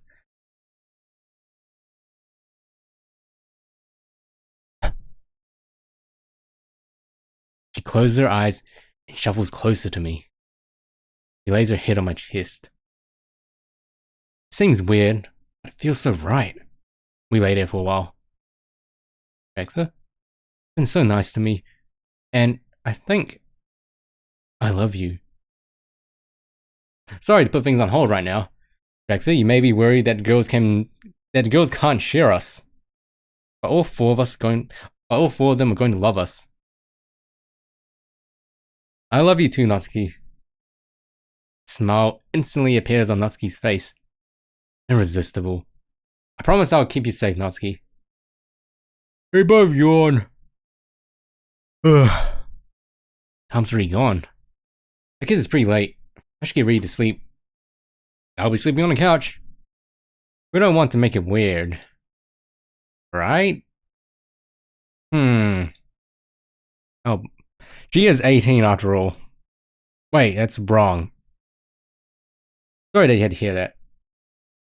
I smile and decline. She's 18. We both get ready to sleep. And just like that, we're both asleep, ready for tomorrow. The next day, and the club is here. Oh, no. Alright everybody, I hope you're all ready for our next topic. Are you feeling better, Yuri? Yes, everything seems to be working fine. Great. Looks like it's time to choose our topic today. Girls sit down, put on their serious faces, expecting the worst. I reach into the box and pull out a card. Handwriting is cutesy. This card says abuse. Papa, Natsuki. I guess I'll start. Abuse can be physical, emotional, verbal. It can also come in the form of neglect. The girls all seem intent on remaining quiet. Can't blame them. They don't know much about the subject. Abuse happens for many reasons. The abuser may have been abused and now thinks it's normal. They may have poor coping skills, they may be unable to control their actions because of alcohol. They may be mentally ill. The victims of abuse also encounter many effects. Victims of abuse often distrust themselves and others. They may always feel under attack. They have trouble forming relationships. They may try to stay out of their homes as much as possible. If they're neglected, they may suffer physical and mental damage. If you or someone you know is being abused, you should talk to someone you can trust. The girls all look at me with helplessness in their eyes. They know that Natsuki is a victim of abuse by her dad. She shows all the symptoms, but they don't know what to do. Any adult they could tell in this world wouldn't know what to do. They don't want to tell me because they know I have a plan. Sometimes victims of abuse need a temporary place to stay in order to stay safe from abuse. Do you guys have any questions or comments? The girl saying nothing. Alright, that's all I have on this topic. That's all we have for this meeting. See you guys tomorrow. At least these replacement for the poems are pretty short. Don't worry, I have a plan to fix this. Everyone packs up and leaves the school. I walk home with Natsuki and Saori. Nobody says a word to each other. We go about our normal after-school routine. Hey, Natsuki. You seem kind of down. You want to bake something? Like I said, I have a plan. This isn't my gross incompetence showing up again. Sure, I guess. We should make 4 cupcakes and 2 colors of frosting. What you say? We get to work. We prepare the cupcake batter and pour it into the cupcake pan. Wow, that's pretty quick, like 10 seconds. We let them bake, take them out of the oven. Natsuki unenthusiastically ices the cupcakes with the white frosting. What are we going to do with the pink frosting? I open my cupboard and pull out an icing pipe. Much like the one Natsuki used to write on the cupcakes for the festival. I put the pink icing on the pipe, in the pipe. Try my best to imitate Natsuki's cute handwriting. I write on each cupcake. When I'm done, I let Natsuki read what I wrote. I love you. Papa? What? Okay. Natsuki doesn't wait a second to start speaking her mind. No! I hate him. He neglects me. He yells at me. He starves me. He hates everything about me. He beats the shit out of me. I hope he dies. All I needed to hear. The world stutters for a second. But what does he do? I fixed him. Well, that was quick. He'll never drink again. He has a good job. He has food for you. He's home right now. He wants to know you. About your friends. About your manga. About you. He'll never hurt you again. He'll use his inside voice. He's sorry for what he did. He won't forgive himself. He loves you and he needs you. He's waiting for you. And he'll make it up to you. Natsuki stares off in deep thought for a second. She sits down on the floor. This is as good a time as ever. I sit down on the floor next to her. I take out Natsuki's diary entry that she had in her backpack and give it to her. She looks up at it. She reads through all of it. Alexa, please tell me I won't have to do this again. Let's go of it. I toss the paper away. Natsuki, it's all over. You have a parent now. I stand Natsuki up. He hugs me tightly. We stay there for what seems like forever. Let's go of me, and I do the same. She hurries to her backpack and starts packing her things. She comes back to the kitchen. We wrap the cupcakes in foil. We walk over to the door. Couldn't keep him waiting. Probably got dinner ready by now. Natsuki stares at me. I can't thank you enough, Drexler. Natsuki suddenly grabs me by the shoulder and pulls me down. She kisses me. She eagerly opens the door and is on her way. I clean up the kitchen and head off to sleep. Well, there goes the Natsuki route. I bet you're wondering, isn't this too easy? This isn't how it is in any kind of real world. What does anyone learn from reprogramming Natsuki's father? Well, we don't learn anything. But maybe, just maybe, Natsuki will learn how to be a good... Wait, but maybe Natsuki will learn how to be a good loving parent? Maybe Natsuki will learn how to have a good loving parent? But I think you need to remember, I'm not doing this to teach you anything. I'm just fixing everything wrong with this world. And maybe you'll learn how to fix yours too. To even be broken. Social commentary? Maybe. Alright, time to save again.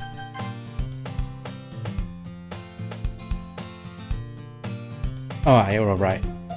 Guess that makes sense. I walk to the place Saori and I usually meet up. I'm usually the first one there. So I wait for Saori. She's 5 minutes late, which is unusual. Even for Saori. I start to walk to Saori's house. I walk around the corner to Saori's street. It's not in sight. Music? No. Not again. I start to run to Saori's house. Oh, we gotta save. I let myself into Saori's house. No use of trying to knock. Nobody's home. Saori? She really is a heavy sleeper. Waking her up in her own house? Outside Saori's room, I knock on her door. Saori? gently open the door opens. Drexler! I calm down and start thinking clearly again. Why did I think she would do that? She wouldn't do that to us. After what we've seen? Before we've even discussed her topic in the club? Is everything okay? Sorry. You're safe. Of course I am. Why wouldn't I be? You wouldn't think I would do that again, would you? No. Sorry. Just that you weren't walking to school with me, and I can barely get the words out of my mouth. I can't let it happen again. Rex, I'm sorry I ever did that to you. It hurt you so much. It was all my fault. You care about me too much. There's no point in being gentle with my words anymore. Sorry? Don't be sorry. It was my fault, and that's that. It was your depression acting, not you. Please come to school and we can go over it. You're right, Rexer. I just didn't feel like going today. It was selfish of me. I'm sorry. Saori cuts herself in the middle of her apologizing. I'll be out in a minute. Thanks, Saori. Right outside her house. Saori comes outside, ready for school. Thanks for cheering up on me, Drexler. Really sweet of you. Thanks, Saori. Let's go to school. Start working school. We'll probably be late. Well, there's like no teachers or anything there, and you're the president. What doesn't matter. It's like usual. School day is already over. Natsuki notices me coming in and runs up to me. My dad wanted me to give you this. Ooh.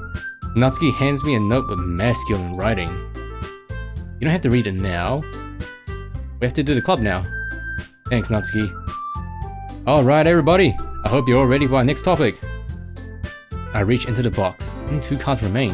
I pull the card out. It kinda has sloppy handwriting. I'll say it's depression. We all kinda know what this is by now. Depression is a disorder. It makes you feel sad for long periods of time, as well as emptiness or hopelessness. Other symptoms of depression include feeling a wide range of negative emotions like anger, anxiety, restlessness, sleep disturbances such as insomnia, or oversleeping often with lack of energy. Those with depression can have either reduced appetite or increased cravings for food, feelings of worthlessness or guilt, blaming themselves for their behavior. Finally, thoughts of suicide. Saori is obviously trying her best to remain calm. Yuri tries to comfort her. Monica chimes in. I know somebody at the school who's like that sometimes. But most of the time they're really happy and cheery. Full of sunshine most of the time. Exactly. Sometimes they do so to brush aside their feelings. They might perceive their feelings as being weak. They might feel as if it's their fault that they're this way. Fortunately, there are many ways humans treat depression. The ones that would be best for that student would be therapy, and if it became worse, they would be prescribed antidepressant medication. What is that? Kinda hard to explain. I'm not even sure I understand this, but here goes. Oh, atoms are agonals in case of humans kill me as what went into these which made of humans are made of which falling into the program. What does the brains can creating using essentially having too much or too little of these chemicals can cause a human to feel differently as a result of a mental illness. This is sometimes the cause of depression. This is where antidepressants come in.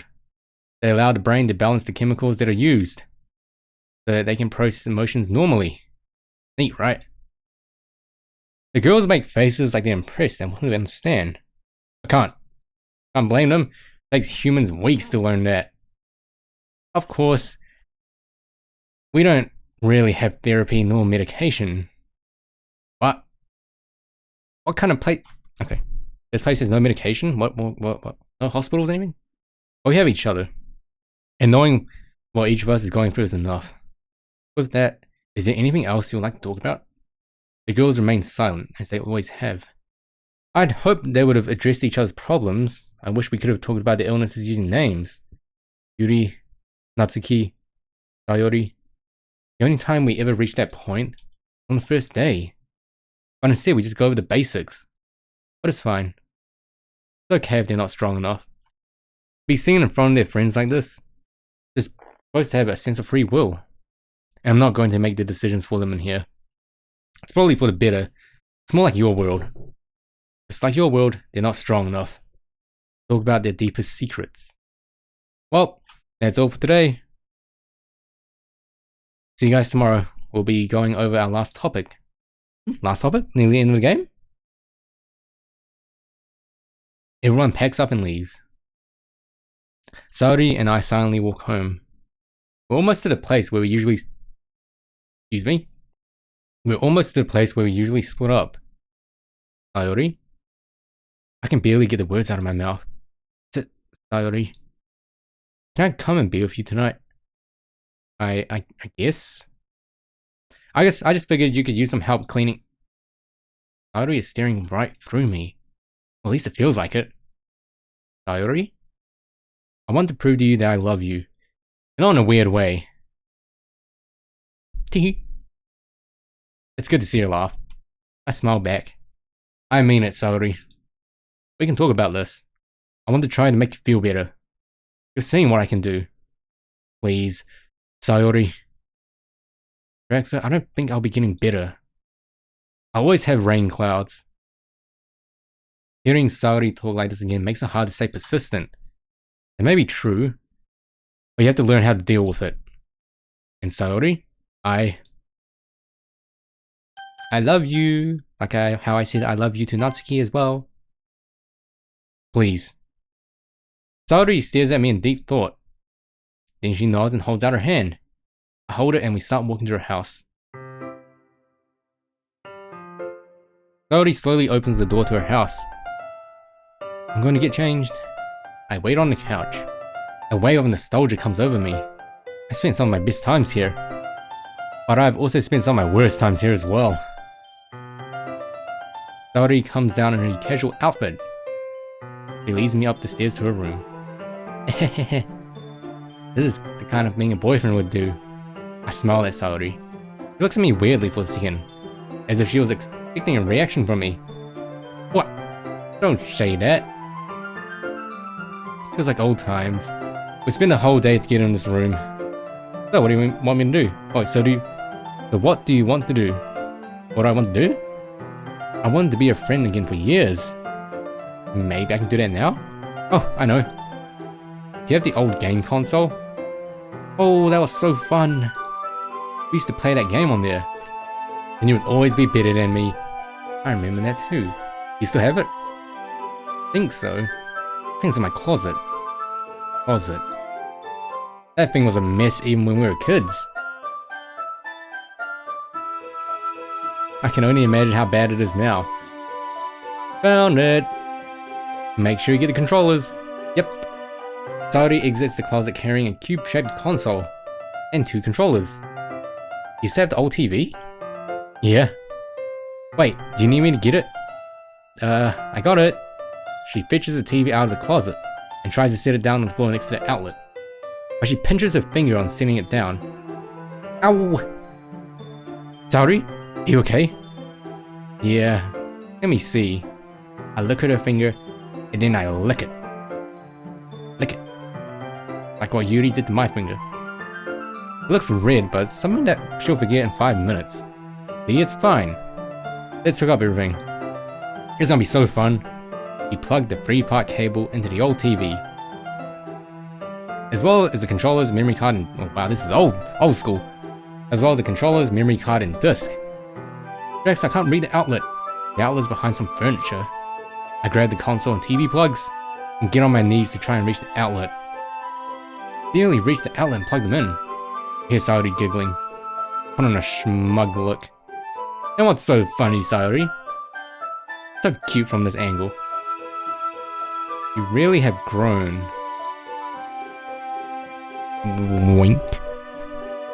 I try my best to put on an embarrassed face. You aren't even embarrassed. I guess we really are a couple. Come on, let's play. We both sit down next to each other.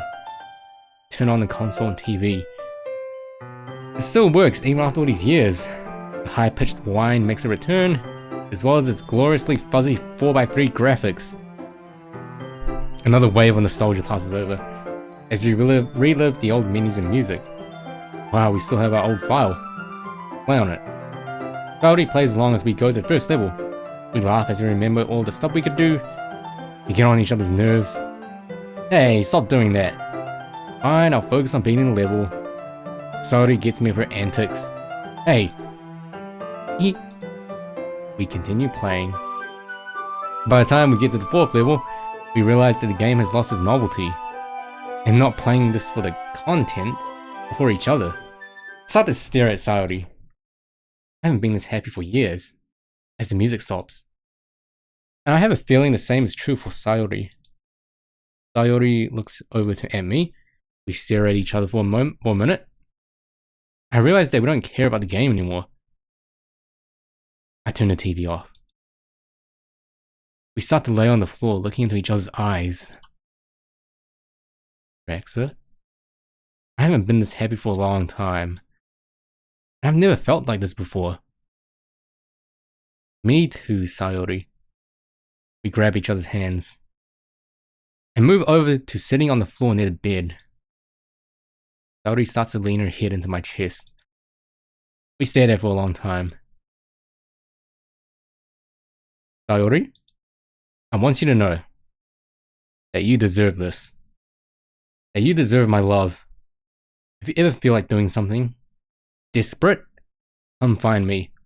I can help you. We can be like this forever. In fact, take these. Hey, more pills. I conjure up a bottle of pills. These will make you feel better. Once and for all. The rain clouds will never come back. Wait, Rexa? You don't have to. There's no reason not to at least try. So many humans try. Fix their problems without help. And there's no reason to. Please, Saori. Trust my judgment. It's not cheating. And these work without side effects. There's no reason to be depressed anymore. Not who you are. I will say though, these magical bottle pills really kind of weird. Like, yeah. Other than that, everything else pretty good. I'll give them a try. Thanks, Saori. In fact, why don't you try them now? Saori hesitantly opens the bottle and takes one. The world stutters for a moment. Ooh. I feel better. Not super happy, but better. There's something on her face that shows that a big part of her has gone missing. Saori, are you sure everything feels okay? Yep. This is very strange of her, but I don't think something's wrong. If she's happy, then nothing can be wrong. Right? Nope. I decide not to persist. Good. And before he conjured up like the wrong pills. Oh, music lady, you're gone? See you later. Something else is on her mind. Can I talk to you about something? Sure, Saori. Saori motions her to her closet. Goes inside. Comes out with something in her hands. A rope. With paper instructions for tying a noose. How long have these been here? They appeared after the day you told me to join the club. What? What? Fucking apes. They made this world to watch us suffer. Drax, are you okay? Calm down. Sorry, I didn't mean that towards you, Draxa. Yeah. This confirms my theory. They made us to be like them. It's okay, Saori. I can get rid of it. The rope disappears into thin air. Those times are over. Let's get back to what we're doing. Saori is obviously already different. Draxa, I love you, and I always have. He reaches over to me. pulls me in, and kisses me. I love you too, Sayori. We lay there for another while. Pull out my phone to look at the time. It's getting late. I should probably be going soon. You'll be okay, right? Yep, I'm feeling all better. Great. I grab my stuff, Sayori and I start walking to the door. Sayori hugs me before I leave. Walking home, I feel happy. Because I know I'll get to do that with the others. And that we can always do it again. Oh, you mean kiss them? I guess now is the time to read the note from Natsuki's dad. I take the paper out of my backpack and stare at it. You know when I said I had masculine writing? This programmed world doesn't have that. So it's probably going to default to another handwriting. Anyway, let's get this over with. Okay. Masculine. To the boy. Natsuki's told me everything. I have some explaining to do, don't I? Why the old me did that to Natsuki? Well, I don't know. But before I try to do that, it goes without saying that he feels terrible for what he did. Or at least I think he did. Either way, I think we can both agree he doesn't deserve to live in anything but my memories. Thanks for getting rid of him. But I remember what he did to Natsuki. I don't remember why he did it. In fact, I don't think I really remember anything but the worlds Natsuki has shown me. I remember life, growing up, being with a young Natsuki. But it doesn't seem to be as real as this. It all seems hazy. But it doesn't matter. All that matters to me is that my Natsuki is safe from my old self. She's safe now. I've been making sure she's been eating a normal mouth. The job you're giving me is really good. I plan on being with it, well, forever. I'm not gonna lie, I still don't like manga that much. But that's not but that's not my responsibility as father. My job is liking what she likes no matter what. I have a lot to thank you for, but I know somebody like you doesn't mind doing thankless acts. Regardless, I'm going to write them down. Thank you for giving me my life back, and for giving my daughter her life. Thank you for giving me back to my daughter, and for giving my daughter back to me. Thank you for healing my daughter's scars, both physically and mentally. Thank you for leaving me with my sins, so that they can stay with me and not my daughter. Thank you for saving my daughter from me, and giving her back when we needed each other again. Thank you for being a friend, and helping her friends to be as happy as her. And finally, thank you for not being any other way. I couldn't ask for anything more. From Natsuki's father. P.S. And for the cupcakes. P.S. If you ever decide on being monogamous, you can marry her if she wants. This is like the other mod that I did before. This is great. Everything's gone to plan. I'd hoped on learning why he did what he did. If he doesn't remember anything, then it probably didn't happen. No wonder I couldn't see what happened. But he had a point, it doesn't matter. He's safe now. Similar to your world. Sometimes there's no...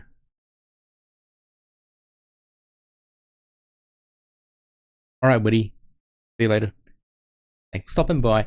Sometimes there's no explanations for bad things happening. I think it's time for bed. We have a big day tomorrow. We get to read Monica's card. Stop going to school. Alright guys, well it's almost been an hour, but 3 more minutes till an hour, but very short break, so it's gonna be a very short break. So yeah, maybe I need to go to the toilet really quick, so yeah. Oop. Okay, let's cut it here. So this mod is going pretty well. We helped Natsuki and Saori now. The whole magical pills thing's a little bit the whole magical pill thing is kind of interesting. It's kind of awkward because like at that Saori moment, it was like so like there was a moment there, and then suddenly, oh hey, here's magic pills. Go eat them. Other than that, it was pretty good. I need to go to the bathroom real quick, do number 1. Be right back. Ugh.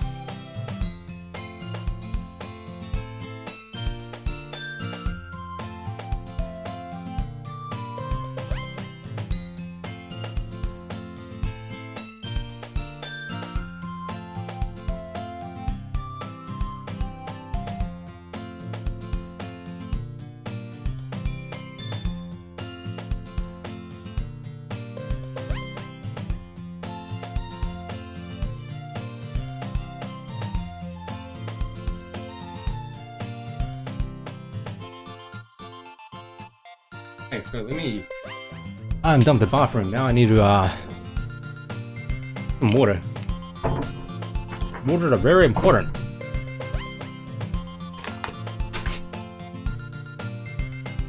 Was that tobacco?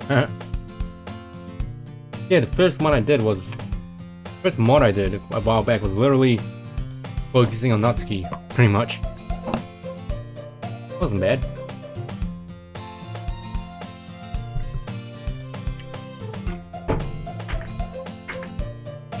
Whew. First mod was definitely more, how do I say it? It was literally like a, remake of the game from like start to finish. Not literally a remake, well it's kind of like a reimagining of the base game with some added Natsuki bits at the end. And by Natsuki bits I mean literally whole mod was dedicated to Natsuki. Read this comment please. I read the comment. Hello. There's a hey Reagan, yeah, what's up?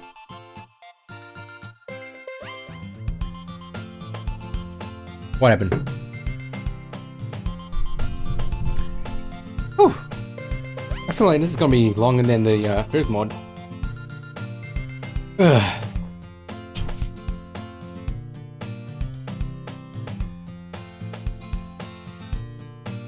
Natsuki's a trap? No, she's not.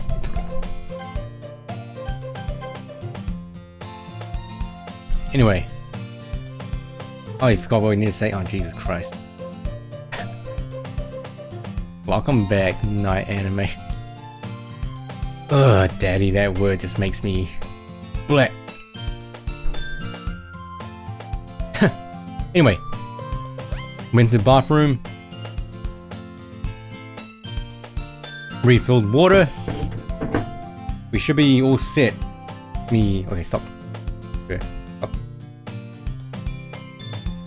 Okay, so ready? Break screen, you are not in break. Okay, so... oh god. No, Reagan, no, please don't. Oh, okay. Ready? Alright. Cut, edit here. Oh wait. Alright, now we're back with break number 2, so let's begin again. Start walking to school. I wonder what Monika's card is going to be. Hey, this time the hazing longer. Saori catches me by surprise. Looks like I bit you today. That's unusual, Saori. Well, it would have been. But she's better now. I haven't woken up this early in a long time. It's so pretty out here in the mornings. Saori skips and hums as we make our way to school. It's like seeing her as a kid again. The school day has gone in a blur. When I get to the club, everybody seems ready to start. Alright everybody, today is our last topic. I open the box and pull out the last card. It's neat handwriting. Neat. This one says, hard to read, there are a lot of crossed out things. My one? Probably is my one. As if somebody couldn't decide which to pick. Manipulation. Oh, Monica. Manipulation, hurting my closest things to friends? Why do I exist? I don't know. The only ones not crossed out are narcissism and wrongdoing. Well, I don't think I'm going to go with narcissism. The person who wrote this doesn't suffer from that anymore. Sure, they've shown symptoms of it in the other worlds, but they've changed. And anyone in their position would have done the same. But feeling a sense of wrongdoings is natural. Good, even. It shows that they've recognized their wrongdoings. We all make mistakes. Whether or not we like it, there's nothing we can do to stop that. The important thing is to learn how to feel better about them. And for the person who wrote this to feel better about it. They're going to have to face this problem head on. And for that, I'm going to have to ask you to claim this card. There's a few seconds of awkward silence. It's mine. Thank you, Monica. What is it you think you're doing wrong? You did wrong. The girl's giving me a face like I'm oblivious to something. I was the one who did those horrible things to you guys. I manipulated you guys to hurt yourselves. I made Saori take her own life. I made Yuri go crazy. I made Natsuki feel like her life was pain. I deleted all of you. All to be with Draxa. I selfishly forced him to be with me. Could have been something fun. We could have lived carefree in this world. We could have all been friends. But my selfishness got in the way. And I never thought of stopping myself. Thank you, Monica. We already know the answer to this. But I want to reaffirm it. Do you feel sorry for what you did? Yes. That's all we need. Like I said before, many people would do the same if they were the president. In fact, after you were deleted, the next president was going to do so as well. What we need to do now is to learn to forgive Monica. The girls look at me with a face of confusion. I imagine they want to ask me, how can we forgive her after all she's done to us? Everyone? Forgiveness doesn't have to be saying that what someone did was okay, nor does it have to be ignoring what happened either. Forgiveness can be learning to accept what happened. It can be learning to stop letting what happened plague your relationship with an otherwise amazing person. And most importantly, forgiveness can be choosing to not live in the past anymore. The girls stare off in deep thought for a while. Yuri chimes in. Monica, you were so nice to me before I even joined the club. When you saw that I was sitting alone during lunchtime, you came and sat next to me. While we didn't have much in common at the time, you still tried your best to be my friend. When you started a club, you knew that I would have loved to join, and that I needed some way to make friends. So you invited me. I can easily forgive you for anything that you do. Thank you, Yuri. Monica? When I needed a place to go after school, you let me join your club regardless. But the fact that you know that I didn't care about literature, and wouldn't really care about the club, yet you let me bring my manga here, despite whatever you may have thought about it.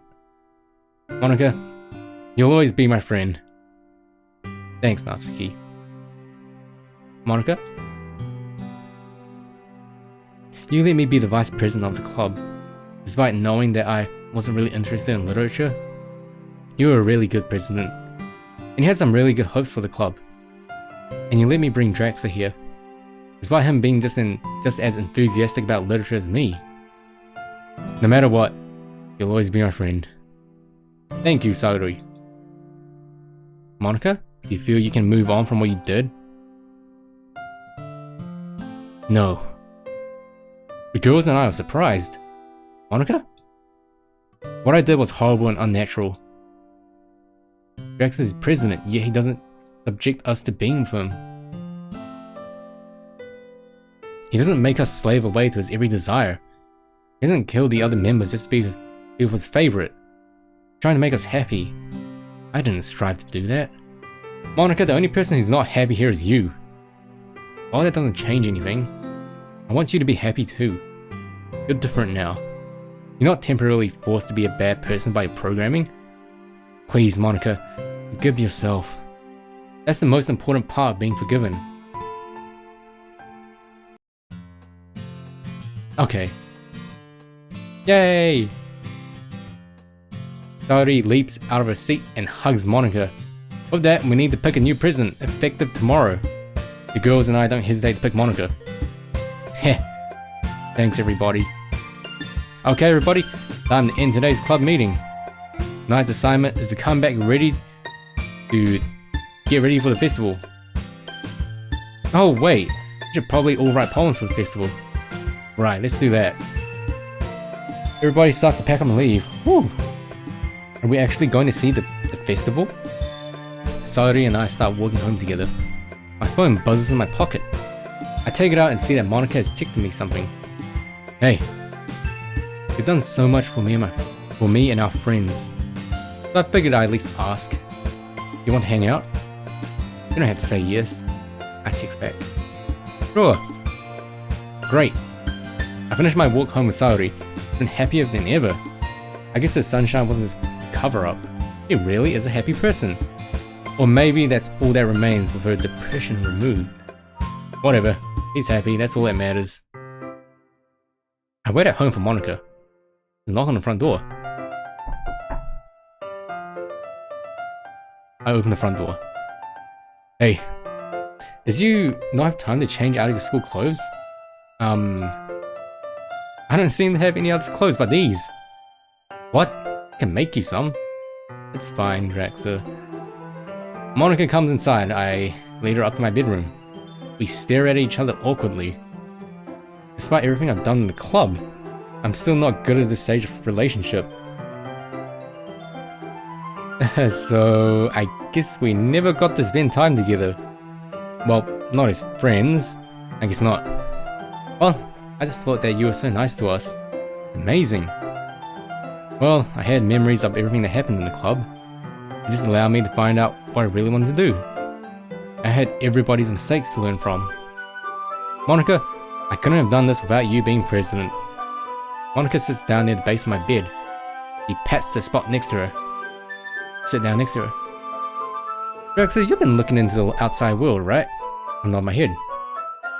I suppose that's the one thing we have in common. Me and you are the only people who have been presidents of the club. Well, at least for this long. What do you think about it? That's a good question.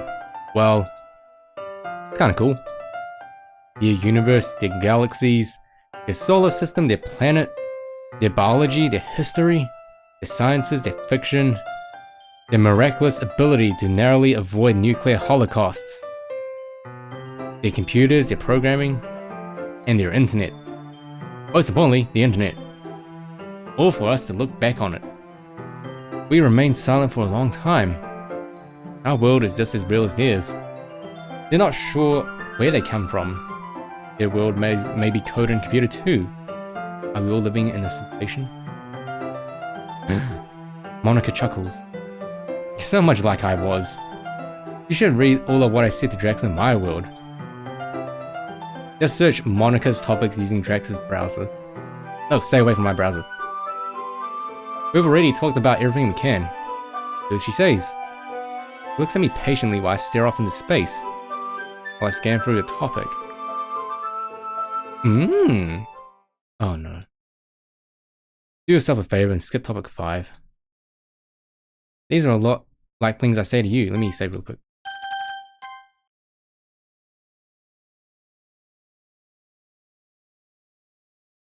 Monica was remorseless for what she did, but her point still stands true. Our friends weren't real enough for her. Monica, I see that you're finished. Me and Drax have talked about a lot of things. How this is not really Japan. Just like you, I talked to them about what to do. If somebody they knew had some kind of mental illness. We talked about Yuri's book. You know about that, right? I deleted it. Exactly what I expect from you, Drax. Talked about how I deal with knowing that nothing in this world is real. We talked about how our friends fit some character archetypes. How Yuri couldn't function in their world. And how people with Natsuki's personality don't really exist in their world. We talked about how they never got to see me outside of school. That's why I'm in these clothes now. We talked about how Yuri is the typical yandere. That she's so obsessed with you that she would do anything to be with you. To the point of craziness. I talked about how I felt about not being able to be close enough to Draxa. Once again, just like you, I talked about how it's not cheating to get help for mental illnesses in the form of medication and therapy. Knowing you, you probably said something like that to Saori. I nod. I talked about how we never made it to the festival. We talked about how Natsuki is a typical tsundere. She hides her feelings by acting tough and bossy, and the various reasons why she's that way. We talked about how I never got a route with Draxa. All in that order. I bet you're feeling like you've never had an original thought in your life as president. Don't feel like that. This is what all good presidents inevitably discover about the universe. Me, you, and the millions of other Monicas and Draxes. Draxa, do you know what the difference is between me and you? Apart from the fact that we are a boy and you are a girl? What do you mean? Do you see where you are succeeding where I failed? Monica, you don't have to beat yourself up over this. Please. I decided to indulge Monica's strange request. Instead of having a nihilistic outlook on my existence, instead of wallowing in the fact that this world isn't real, and that I'll never be with a real person, wow, it's real. I try to make this world at least appear to be real, and make it better than any real world could be. Exactly what I thought you'd say. Monica. Monica stares off depressingly. Monica, don't be sad about this. We can make things right. Draxa, you're a better president than I ever was. Yet that's exactly what I programmed to be. A tear starts to roll down Monica's cheek. Monica, we can be with each other. Oh, moving in. You can forgive yourself for what you did. Monica and I stare at each other for a long time. I forgive you. Monica slides closer to me. Tell Drax that I'm sorry. I'm sorry this world is like this, Monica. It doesn't matter. It doesn't matter that nothing here is real. I like it in this world. Let's have fun while we can. Monica grabs my hand. I squeeze it back. Draxa? You've been like this with the other girls, right? Yeah, I hope that's okay. Of course it is. I want my friends to be happy. They'll love you, and they want you to love them. You couldn't accomplish your goal without it. Knowing you, you probably haven't been doing lewd things with them.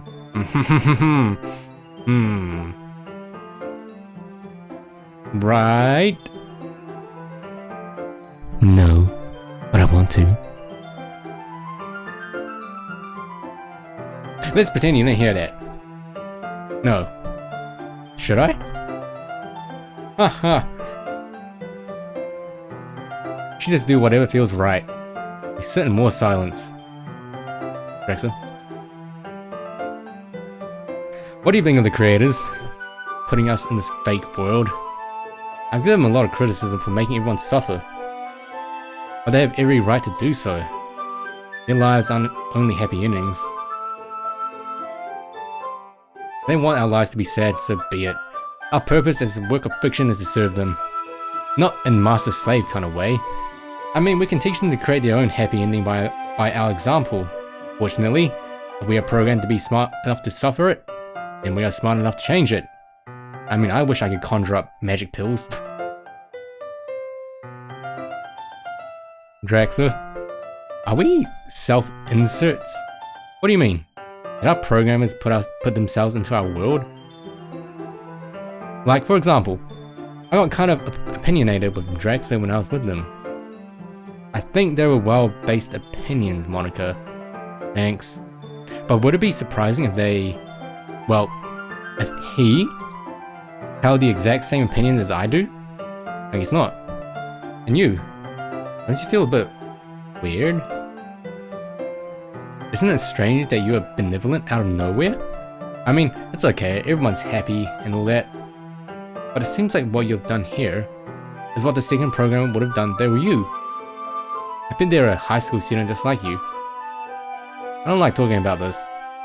I bet they're a loser like me too. Feels bad, man. Or Pepe Hands. Pepe Hands is pretty good.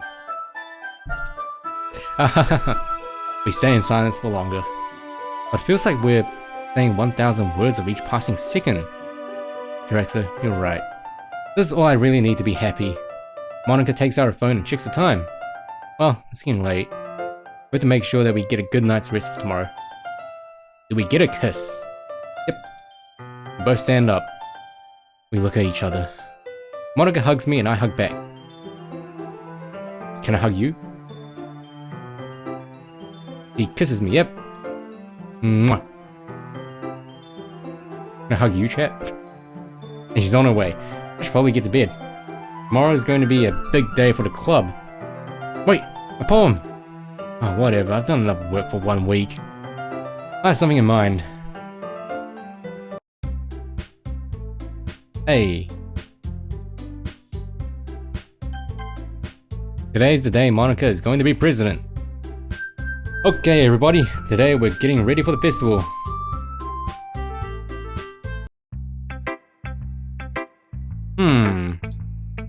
Whom should I show my poem to first? Oh my god, wait. Wow. Really? Really, game? It doesn't matter because they all love us. Smiley emoji. Let's show Saori first. I walk over to where Saori is sitting. Hey, Draxa. Can't wait any longer to read a poem. Well, you see, I didn't have time to write a poem last night, so I figured I'd bring an old favorite. Here's my poem. As Saori starts reading, a smile starts to grow on her face. Hey, I remember this poem. You wrote this for me in the other world. That's really sweet of you.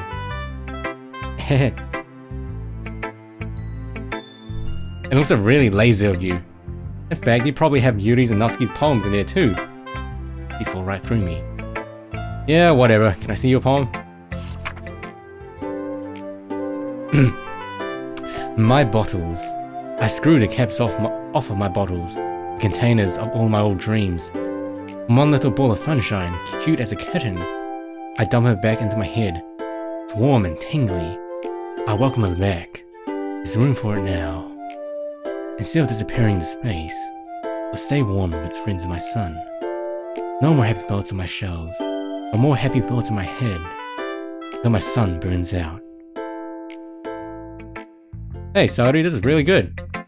Is this referencing bottles? I nod. Yep, bottles, of course. Well, this is a lot more like the Saori I know. Good to know that you're feeling better. This is also really lazy of you. Hey. I'm just joking. You should go share with Natsuki now. I'm sure she's got a great poem. Yeah, me too. I walk over to where Natsuki is sitting. Hey, Draxa. Let me see your poem. Okay, but just know it's an old favorite of mine. I hand the poem to Natsuki. As Natsuki reads through the poem, her irresistible smile shows. Hey, I remember this one. You gave it to me in the other world. Too late and too lazy to write a new poem, I see. That's actually really sweet of you, Draxa. Now read my poem. Woo. Things I like about my new papa. I like when my new papa comes home to see me. I like when my new papa and I cook together. I like when my new papa spends time with me. I like when my new papa asks me about me. I like when my new papa loves how I dress. I like when my new papa loves my friends. I like when my new papa loves my hobbies. I like when my new papa and I eat together. I like when my new papa gives me allowance.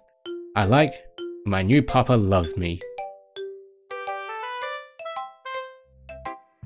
That's a little bit weird. Okay. Natsuki? Natsuki runs over to me and hugs me. Quickly releases me. She's becoming a little child. That's okay. What do you think of it? This is from your other poem. How did you find that one? But don't worry about it. Just go to Yuri. I bet her poem's really good. And I'm sure she wants to read your poem for her. I walk over to Yuri. He's reading a new book. Hello, Draxa. Did you write a poem last night? I didn't have time, so I thought I'd read an old poem. Hand the poem to Yuri. She reads the poem with an intent look. There's a small grin by the end of it. Read this somewhere before. She stares off in deep thought for a second. Now I remember the other world. I really liked it then, and even more now. Thanks, Yuri. Can I see yours? Yeah. Hey, I know this one. Ghost in the dark. The tendrils of my hair hide in the darkness. Bathing. Green ghost turned out the lights. Then he went away. I see a yellow light in the distance. I start to walk towards it. I see him there. I step into the light. Simultaneously, other ghosts do so as well. They glow blue, green, and pink. At his command, the world freezes for a second. I see the umbrella go up in flames in the distance, as well as a tied piece of rope. We become flesh and blood. Almost reads like, as well as a tired piece of nope. Nope. Wow, Yuri. This is like your other poems. And that I don't think I get them. Nice try, Draxa. You're not that dense.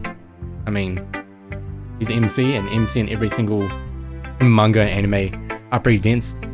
You got me. This is really good, Yuri.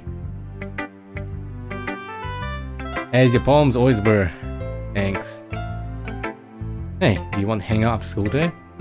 I wish we could have done it on that day. I'd have to make sure Natsuki was doing okay at my house.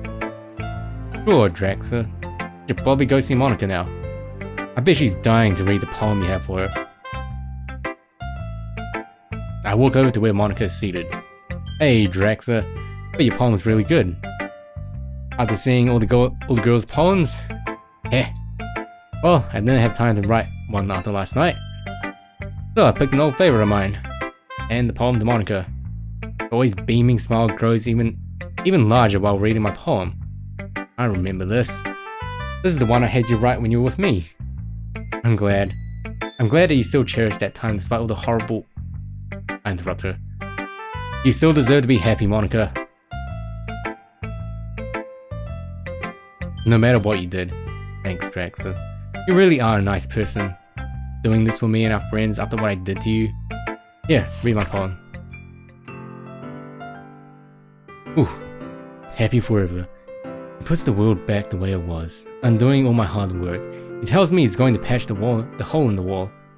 After we're done, after everybody's happy, after everybody's safe, after that, me and him will build a mansion of my own. We'll have infinite time, infinite choices. I trust him. Mansion of my home. Wow, Monica. I'm glad we can work together on this. Thanks, Draxa. Have you shared your poem with everybody? Yep. Good. Okay, everybody. Now that we've exchanged our poems, it's time to figure out what we're doing for the festival. Yay, the festival! The girls will walk up to me and Monica. I think we should stick to what we're going to do. I'll make pamphlets for all the attendees. Saori will help me design them. Yuri will make the banners and decorations. And Natsuki will make the cupcakes. The girls are all in agreement. Let's all plan on meeting at Drax's house this weekend, so we can work together on everything. Saori's face looks funny. Excuse me? The girls are confused. Come on, it'll be fun. We'll get to spend time with Draxa. The girls seem offended. Like what Monica just proposed is weird. Well, it is, but smiles start to grow on their faces. That could be kind of fun. We could all get to know each other better. Yeah, much better. Great. Let's plan on it then.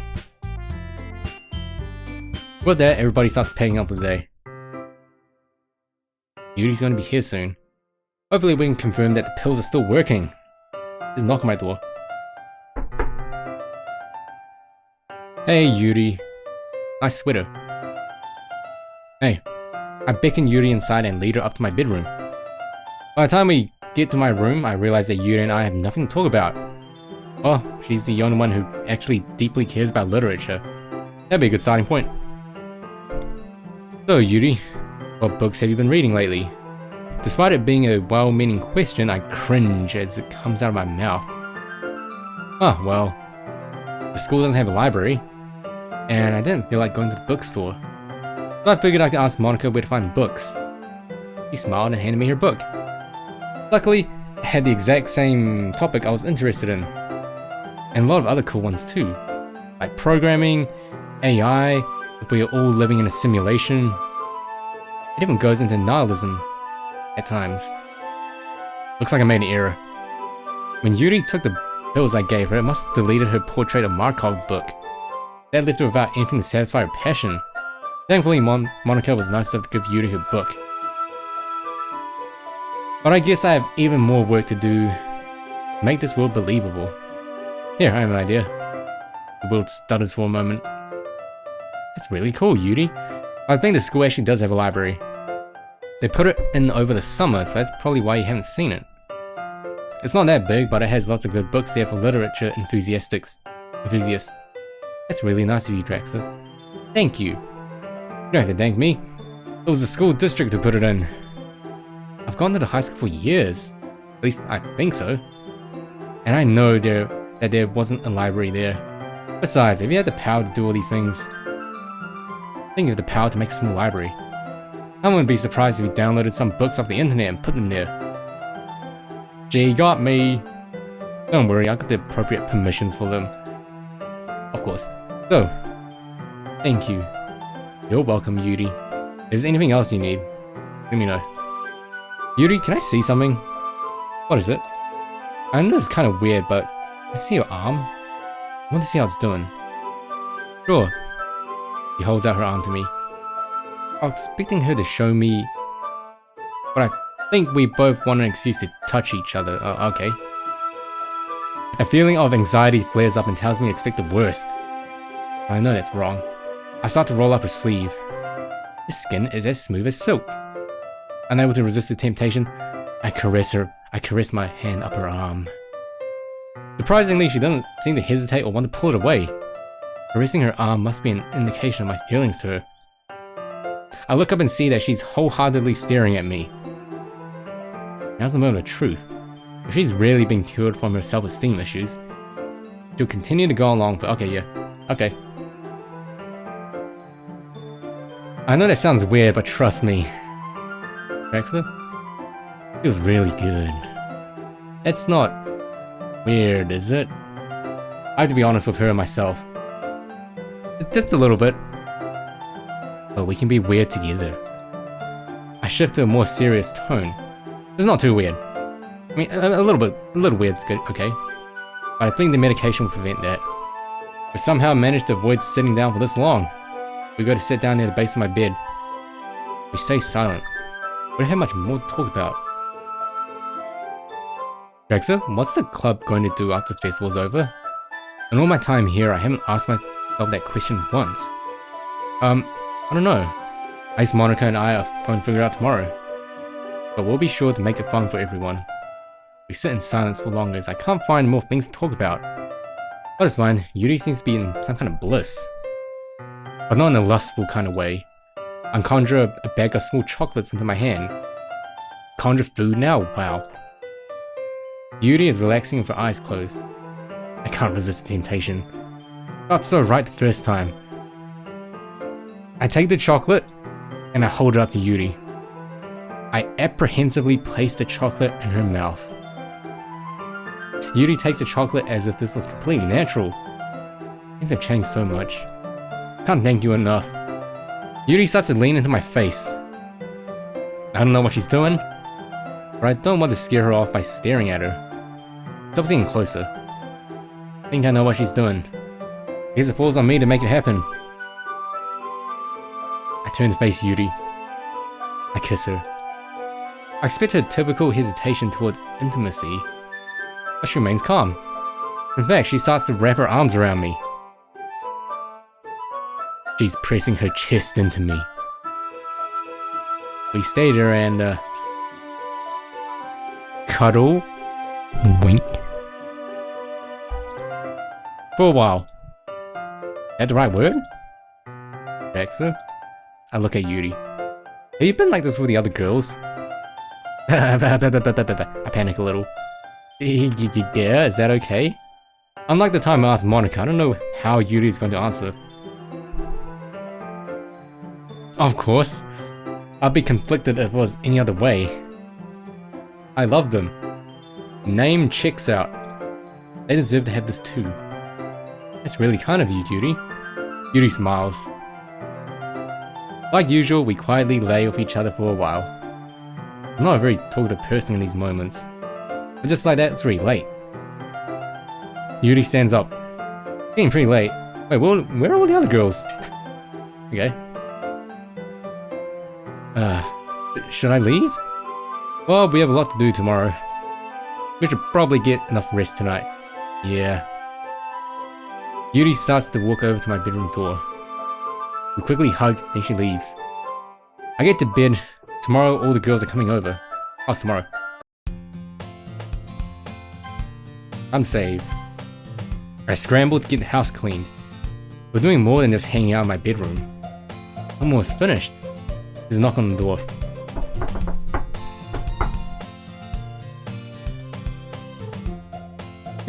Who could be here so early? Probably Saori. I mean, Saori tends to wake up early now, doesn't she? The door opens by itself. Oh, that's who. I knew it. Hi, Draxa. Saori makes herself at home, just like the old times. I hope I'm not too early. I might let you off with a warning if you help me clean. Saori and I get back to cleaning. There's another knock on the door.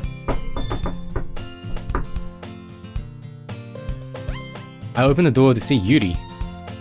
Hey, I hope I'm not too early. I let her in, she's carrying her bag. After a while, there's another knock on the door. Hey Draxa, what's up girl? Natsuki lets herself in. Can I take your heavy bag from you, Natsuki? Such a gentleman, Draxa. The girls start talking with each other. Meanwhile, Saori is cleaning the house by herself. It's a short while before the next knock on the door. There was a knock on my microphone. It's a short while, yeah. Sorry I'm late, everybody. I had to run and get the papers for the pamphlets. Monica looks around and sees that everybody's here. Okay, everybody, now that we're all ready, let's get started. Monica, you're in your school clothes. I have to look presidential, don't I? Well, I can't argue with that. Where should everyone go, Draxa? It's a pretty good set of clothing. My bedroom is the only place that's clean. Everyone up to my bedroom. I guess I'll help with the baking. And maybe you guys can come down when you're done with your assignment. Will that work, Monica? Yep. The three girls all head upstairs to my room. I guess that just leaves you and me, Draxa. Let's get to it. I'm guessing I should refrain from putting my gross fingers in the icing this time. Looks like you learned a lot since last time. And you bought the ingredients again. You could say that. Natsuki starts to pull cooking supplies out of her bag. All along, the whole kitchen is a mess. Spoons, dirty bowls, flour, spilled fluid, and plastic bags are strewn about every countertop. The mixer isn't big enough to make all the batter at once, so we had to do it several times. Draxa, what do you want to do to decorate the cupcakes? I think we should do what we did last time. We could write a different word on each of the cupcakes. Oh yeah, that was a really good idea. Natsuki separates the batter into smaller bowls and uses the food coloring. We should probably get started on the icing. We were using the electric mixer for the batter, so that leaves me with a whisk and a huge bowl for the icing. Looks like you remembered what I taught you. Here, let me make sure that it's all good. Whatever, you're the expert here. No, I've also realized that we haven't seen any CG cutscenes yet. Natsuki takes the whisk out of the bowl. While she does, she gets frosting on my hand with it. Hey. I turn around to wash my hands. I don't want to lick this amount of icing off them. I must be so focused on cleaning that I don't notice what's happening. Natsuki has the tip of her finger covered in icing as she moves it toward my mouth. Just the tip. I notice just in time, but something tells me to let it happen. I can't resist anything telling me not to, and I open my mouth. I lick the icing off. Lick. Natsuki slowly retracts her arm. I turn around to find Natsuki staring at me intently. Not knowing exactly what to do, I smile back. We're both in a daze for a while. Natsuki is the first to snap out of it. That was, really weird, wasn't it? Fine. I kinda liked it. Natsuki smiles at me. As is on my cue, my bedroom door opens and somebody comes downstairs. Hey! Are you already done, Saori? Yep. All I had to do was help Monica design them. You should go help her fold them and everything. It's no fun though. You're good at that kind of thing, Draxa. How about you go help them? I open my mouth to let Saori have it, but Natsuki speaks what I do. You've already helped me more than enough down here, Draxa. You should go see if they need any help. I'm powerless against those two. I concede and go upstairs. I walk in to find Yuri and Monika intently working. I figured I'd come up here and help after Saori ditched you guys. Don't worry about it, Draxler. Saori did her part. Besides, I think she'd get really bored if I kept her up here. Maybe you could help by folding the pamphlets.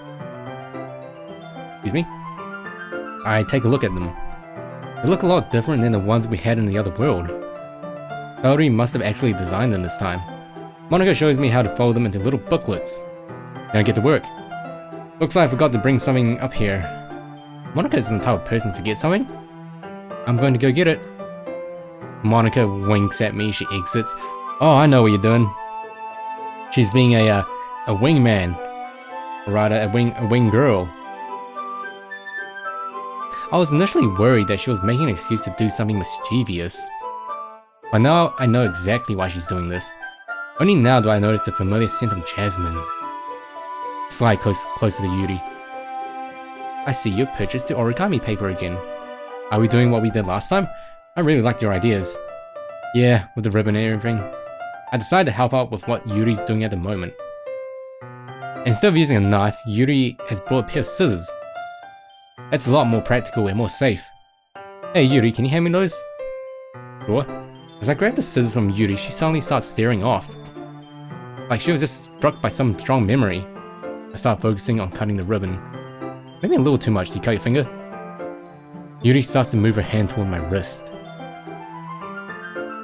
But by the time I notice, she's already grabbed on and started to pull my hand toward her mouth. What? She suddenly stops and releases my wrist. I'm sorry. I don't know why I even considered that. Please check and see if my medication's working. Shouldn't be happening. For some reason I don't believe her. But it'll be irresponsible for me not to do so. It doesn't quite seem that her yandere trait entirely caused her to do that. But she seemed a little too eager. I turned it down 1 unit. Okay, I made a small change. If you're taking it today, then the changes should be effective immediately. Thanks. Her expression tells me that she doesn't feel any different. Which means that her healthy part felt okay with doing it. Suddenly, I feel a strange urge. It tells me I have to follow through. I hold out my hand to her. She pretends not to notice. But she grabs my wrist with her hand. And she puts my finger in her mouth, just like in the base game. I feel her tongue curl around my finger. She quickly releases it. That felt good. After all this time, you're still weird, Draxler. What? I was just speaking your language. Yeah, I guess that felt really nice. Just like that, Yuri gets back to work. I do the same. Monika must be taking her time. Should I be worried? The door opens behind me. Sorry that took so long. It smells like jasmine in here. I see you've made some progress on the decorations. Ah, Draxler, you bought the paint tables again, right? Yeah, should I go get them? No, I'll go get them. Normally this would be a red flag, but Yuri is better now. Yuri leaves the room. Looks like we're all alone. I wonder if this was some kind of plan between the three of them. Once Saori ditched them and convinced me to come up here, they would take turns on their alone time with me. I don't know, just a thought. I mean, maybe. Looks like we are. Monika moves her hand towards mine. I grab onto her hand. Ah, don't worry, there's no microorganism in this world. What? Oh god. Monika starts to pull my hand onto her leg. Wait. He starts to motion towards her skirt. I pull it away. Monika looks slightly dejected, but also kind of surprised. Monika? It's okay, Draxler. I was just testing you. Yeah, just a test. Just a prank, bro. You passed! Yay! Good job, MC. God damn it. I'm sorry, I know that's not normal. Not even the old Yuri would be that forward. Just that. I think I was programmed with a need for physical touch. think so. I'm not certain though. I never really thought of changing my own programming back then. But I know it's there because nothing else would cause me to do those things to everybody to be of Traxxas. I don't care about not being real. I don't care about none of my friends having free will. I don't really care about not getting to be close enough with Traxxas. I was just so frustrated that I could never satisfy the urge. Kinda makes you think. I had the ability to create my own fictional world, yet I couldn't satisfy my one true desire. Looking on the internet didn't help either. Oh, I'm sorry to hear that, Monica. Seeing all these lewd drawings of me. Shoutouts to Rule 34. They wanted to be with me too. It only made me more furious. Trying to satisfy myself didn't work. Oh, trying to satisfy myself didn't work either. Sorry to hear that. I couldn't convince myself that it was real. And none of them were real either. Well, I didn't. Why, if anybody, you weren't real either. But Traxxas was real. But there was nothing I could do to make them be with me. I thought this was worth a try because we both have a connection to the outside world. Couldn't make the others become the president because they wouldn't let me have my memories back like you did. I didn't try on our night because I didn't want to ruin the mood of my request. But I know right now is much better. I'll manage if you don't want to do it. First time I feel powerless. Or do I? Are we actually doing it? Are we looting the moniker? What do I have to lose? None of the other girls will know. No, I could even get them involved. Ooh. And make my own little harem. It'll be just like my hentai. It'll feel so good. We'll love each other forever. Just imagine it. Not bound by your standards of realism. What if I can make them orgasm? They will get tighter and wetter as their bodies quiver and sync with every pulse of their little hearts. And I know you want it too, Traxxas. Oh god. Oh. Oh. This time I'm reading chat. What do we want? Oh no. Chat, what are we doing?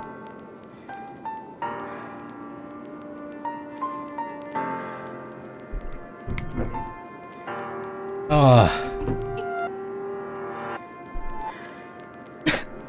Jesus Christ. Oh my god. You know what? I bet you this choice won't even matter.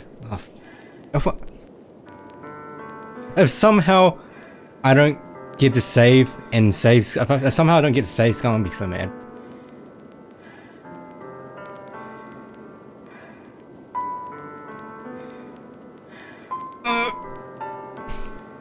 Snake, I'm sorry. I'm sorry. Illusion of choice, I'm sorry, Snake. Alright, I have to do it. For the people.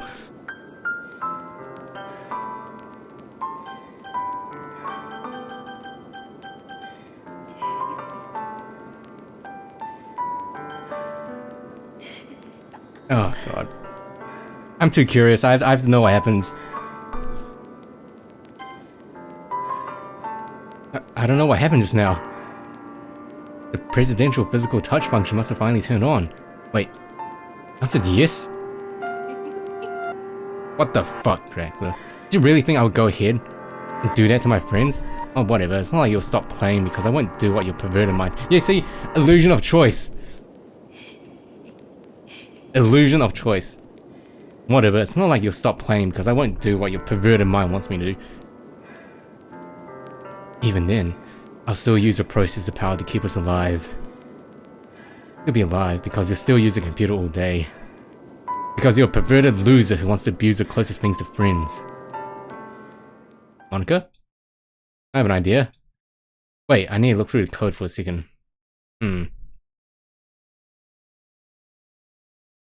Monica.character. It's true. He's programmed to have a need for physical touch by something that's real. It's in a presidential power section. That explains why Saori wanted to be with you in her world. That explains why I did all those things. Weird though. Her presidential traits are still all active even though she's not president. I guess it just gives an error when she tries to use them. And Saori doesn't have the presidential code because I reinstalled her. Back to the task at hand. What's the condition for something to be real? Wow, that's hard to explain. I don't want to change it right now. What if she's left in this deprived state forever? But it looks like my plan will work. Monica? I think I can delete it. You must. Monica looks like she just lost her one true chance at happiness. I really don't want to do this. She's my friend. And what if the others feel weird about it? What if they feel envious of Monica? But I want to make her happy. What if I indulged you one last time? Go back and say no? Hold on.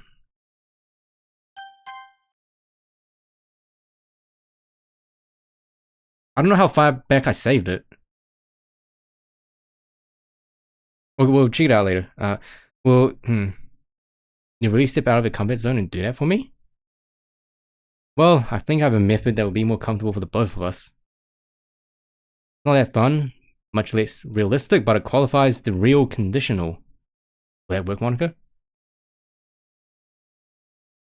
Yes, Draxler, that'll be fine. I motion towards my bed. Monica eagerly gets in. She notices that I'm not making my way there. Take your time, Draxler. I won't be on the bed, Monica. Oh? I take a deep breath. Let's begin. Oh, we're actually doing it. I lock the door. It doesn't matter. Yuri probably knows not to disturb. Oh. But I can't bear the thought of somebody finding out. So I encase the room in soundproof material. The room goes black. Time to put the plan into action. Oh god. Dude.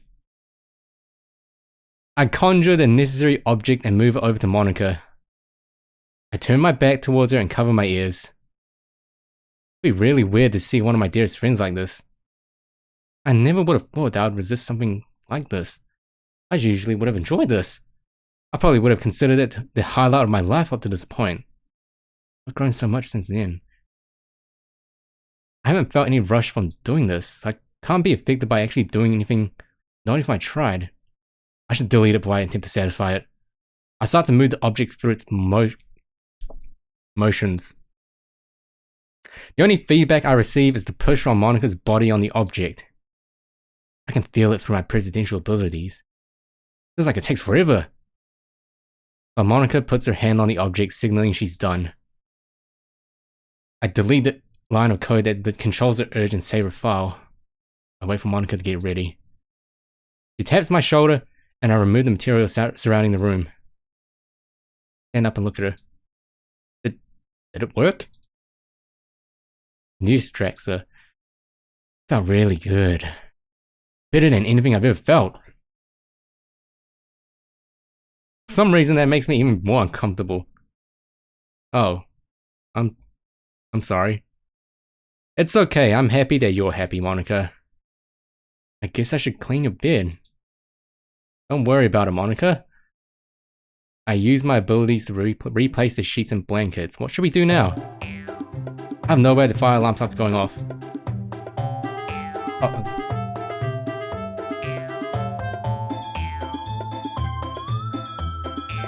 We're going back.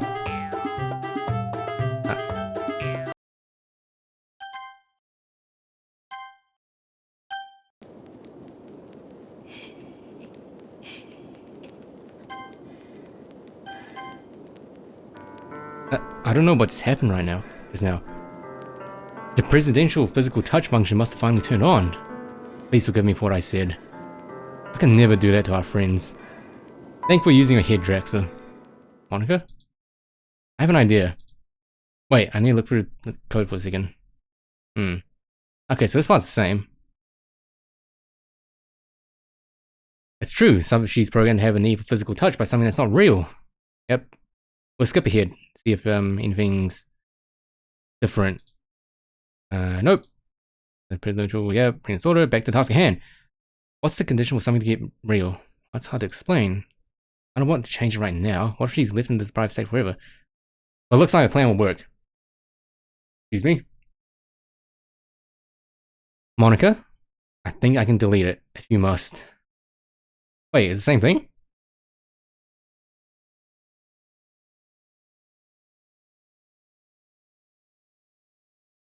Wait, it's exactly the same thing.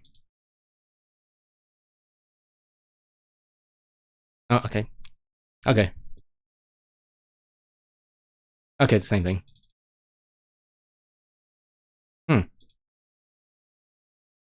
Budget must have ran out. Yeah, I know skip is on, but might miss something important. Sound looker, did it work? Okay. Yep. Fire alarm, here we go. Now I know where the fire alarm starts going off. I guess we should go check on them. The kitchen is even more of a mess. Sorry, you left a dirty tray in here, dummy. Sorry. I knew I shouldn't have... Wait, Natsuki, don't say anything rash. Fine. Put the tray on top of the stove. Dori opens the oven. Put on an oven mitt first. Ah, right. Dori pulls the tray out of the oven and sits on top of the stove. With that, everything seems to calm down. Fire alarm stops. Sorry about that, Natsuki. Typical clumsy Sayori. Hey, you meanies. I take it everything has been resolved down here? Yep, and all that's left is to put the cupcakes in the oven. Great. Why don't we all take a break? Monica leads the girls upstairs. Everybody seats themselves around the room. So, I guess now would be a good time to talk about the future of the club. The topic I haven't really considered. There's probably going to be a lot of new members joining the club. We're going to have to do our best to make sure they feel welcome. Something seems to be on Natsuki's mind. Natsuki, is there something you'd like to add? No, it's nothing. Are you sure? You always seem to feel passionately about our composition of the club. Well, it's just that I don't think I want more people to join the club. What we have here is special. New members won't know what's happened here. It won't be any fun if all we have to do is assignments. I mean, I'll still come, but it won't be as fun anymore. I guess that is true, Natsuki. Yeah. It probably won't be as fun if we had a bunch of new people. I probably would have wanted to go through it earlier, but so much has happened in the last week. Can I be completely honest? Go ahead, Yuri. I think they have a point, but that doesn't mean we should close the club off to new members and disband it. I think we should... I think we should just leave the club after the festival. The girls are surprised, but I think Yuri is really showing her knowledge here. We don't need the club anymore. I don't need to learn how to make new friends. The literature club taught me how to do that. And besides, I already have you guys. I don't need a place to put my manga anymore. And I don't need a place to escape either. I just joined because I wanted to be vice president of the club. Of a club. Monica may be the only one left who really wants the club to continue. Monica? No, Draxler. See you later, Def. I never really considered this. This is actually a really good idea. But we still all need a club for us to hang out in. The girls all nod in agreement. We're going to have to figure out what we're going to do. You have any ideas, Draxler? Think for a while. Maybe we could start a mental health club? We could help out the other students with their problems in home situations. I was thinking the same thing, Draxler, because I have magic powers that can fix literally anything. Kinda weird that the school doesn't already have something like that. Well, at least not something that's run by fellow students. What do you guys think? How can we not like the idea? I couldn't imagine where I'd be without the help I got. The girls put on their serious faces. Me neither. There's no way I could have done this on my own. It's startling to think that our classmates may be facing the same problems. RIP Literature Club F. Although they may not be anywhere near as severe, especially without the unhealthy environment we are subjected to, I think we should do it. It seems like we're all in agreement. We're going to need to choose a new president. I think it should be Draxa. I expected her to leave a moment for the girls to think about it, but she seems intent on recommending me for the position. And I'd be lying if I didn't say that I'd be the most qualified. The girls are all in agreement. They really have gotten to know each other better. Unlike the first time, I'm really going to have to act like a president. I think we should participate in the festival. But that means we're going to have to make some more stuff. Would you guys be okay with staying over here for a little longer? Some of the girls eagerly nod, others stare off for a while. This must be something they secretly wanted. I'll take your responses as yes. I checked the clock on my phone. Looks like the cupcakes are about ready to be taken out. I'm going to need help getting them all out. The girls will start heading downstairs. Saori is the last one out the door, but I stop her. What's up, Draxa? I didn't want to leave you out of the fun, and I figured that we'd want to spend some time together today. That would be fun. What do you want to do? You always seem to have pretty good ideas. That's a good question. I guess I never got to spend a Sunday with Saori in the other worlds. We never did anything intimate like I did with Yuri and Natsuki. I don't know what's going to feel right. Well, there's nothing wrong with being honest. I kinda just want to be together right now, Saori. Me too, Draxa. I grab her hand and we sit near the base of my bed. This bed's getting a lot of action. We sit and hold each other for a short while. Draxa? The first 3 times I was president, I felt like I really wanted to be with you. Or somebody a lot like you. Can't remember who it was. You feel like that sometimes? Yeah, but I've gotten over it. Like getting over it. I don't know how I feel it anymore. I mean, I don't really want to. But did I know a lot more as president? Am I stupid now? Sorry. When I became president, I had to reinstall everybody. We died? No, sorry. I'm not even sure how to describe what happened. Maybe it's in the dictionary. Agonizing, alone, amazing, ambient, amnesia? There it is. You just had amnesia. How? Think about it. How did you feel when I showed you all of your memories?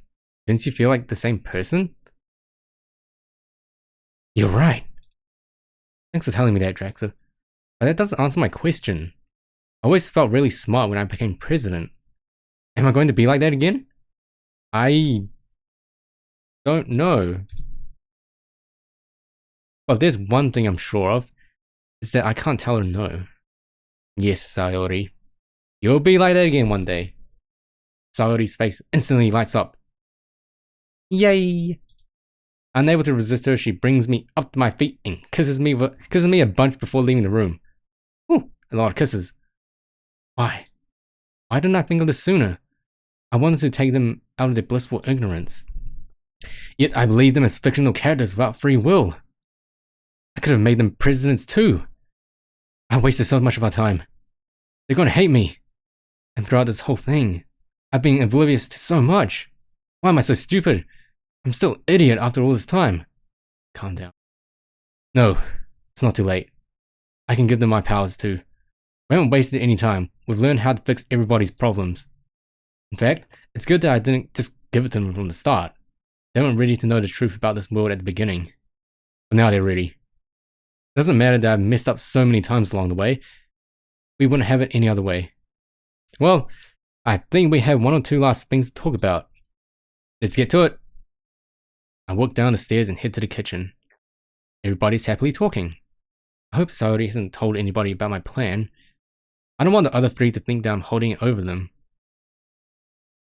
Hey guys. Can we all take a seat? Everybody sits down at the table. What is it that you want to talk about, Draxa? Monica? Do they know? Partially. Well, can we talk about it? Really important. I think they really need to know. I think so too. Do you guys remember when I texted you guys about my need? And that I needed some alone time with Drexler to get him to fix it? The girls all nod? Well, I should have told you guys this on the day we went over my topic. Or I at least should have told Drex about it sooner. But I have a built-in desire for physical touch. I couldn't satisfy it while I was president. I could only have been satisfied with somebody who was real. Somebody from the outside world. If I didn't, it would start to drive me crazy. I think that's why I did all those horrible things. I don't know how you'll manage to forgive me without knowing this. Even now, I don't deserve your forgiveness. Natsuki doesn't hesitate to blurt out. You're wrong, Monica. Remember all those nice things we told you about that you did for us? You're truly a nice person. You deserve to be forgiven back then. And you definitely deserve to be forgiven for something that wasn't even your fault. Thanks, Natsuki. But I could have deleted it from my code and gone over it. I could have just not done it. No, Monica. You don't need to lie to us. We're your friends. Nothing like that can be overcome with just willpower.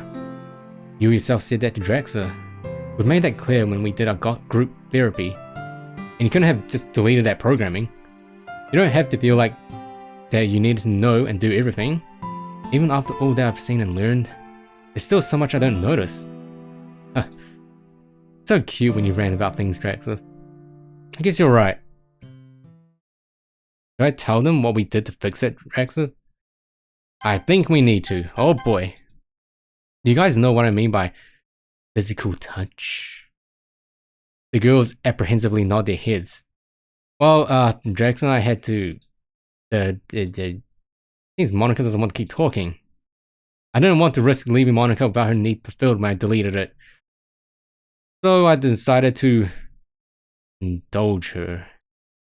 The girls are taken aback. But less than I expected. I've deleted it from a code, so I won't have to do it again.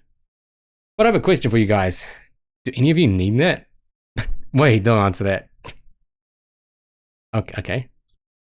I didn't mean it like that. What I want to say is, I don't want you to think that one of you is receiving special treatment. If you ever want to do things together, you're welcome to ask. Not that I'm assuming you will or anything. I think we get what you're trying to say, Draxa. Well, then I think that's all we need to discuss right now. Let's get back to preparing for the festival. We're going to need more pamphlets. I'm thinking that Monica and Saori could do it. Yep. Saori grabs Monica and leads her upstairs. Yuri, can you do the decorations and stuff? We're going to have to divide up the club room. So go and brainstorm for a moment. I'll probably come up and we can figure it out. Oh, and there are some more art supplies in my drawer. Make sure to show them to Saori and Monica. Okay, I can do that. And I guess we're going to need more cupcakes. More cupcakes. We're going to need some more ingredients. And we're going to have to clean the cookware. Oh, I have some more in this cupboard. Why don't you just conjure up the food? All the ingredients. I open the cupboard to reveal various neatly placed ingredients and cookware. Oh, that's nice. Here, let me get them for you. Hey, I can get them myself. Natsuki shoves me. Okay, fine. I should probably go up and start helping them. Are you going to be fine by yourself? Yeah, I've kind of gotten good at this. I start to make my way upstairs. Saori and Monica are working on the pamphlets while Yuri is deep in thought. I guess I should start with Yuri to figure out how we're going to split the room. I'll walk over there. Hey Draxa, I was thinking we could put posters around the school.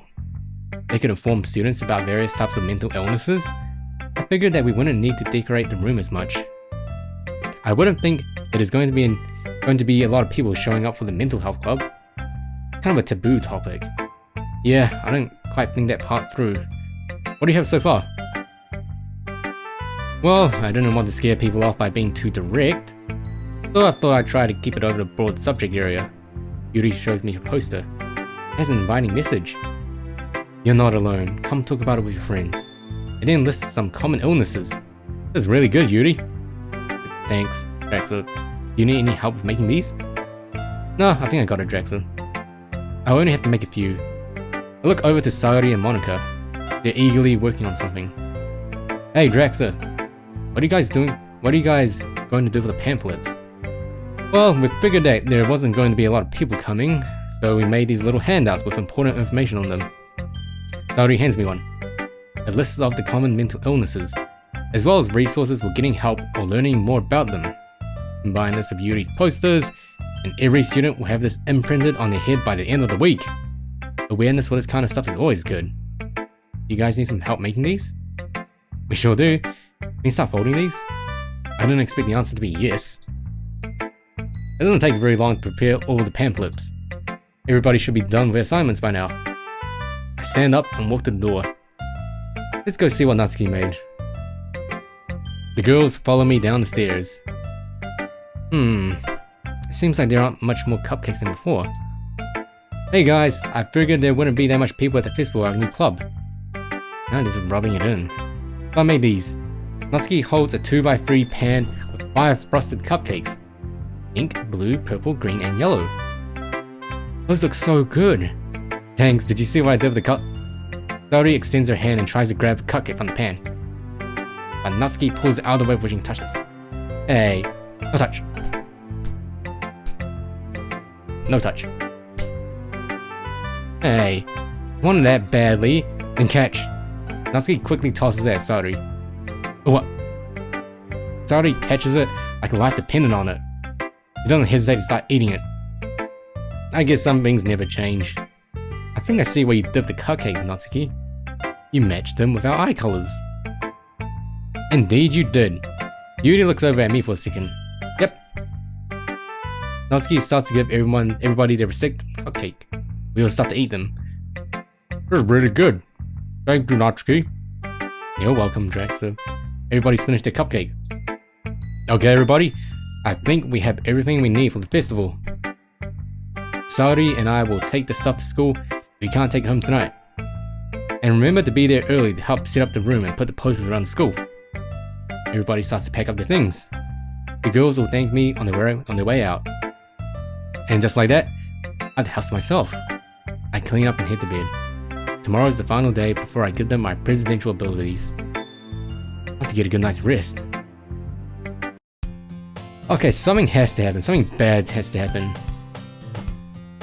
Pretty sure something bad will happen. As I'm walking, I tell myself to make sure that Saori walks to school with me. Although I know that I won't have to worry about that, I see Saori in the distance.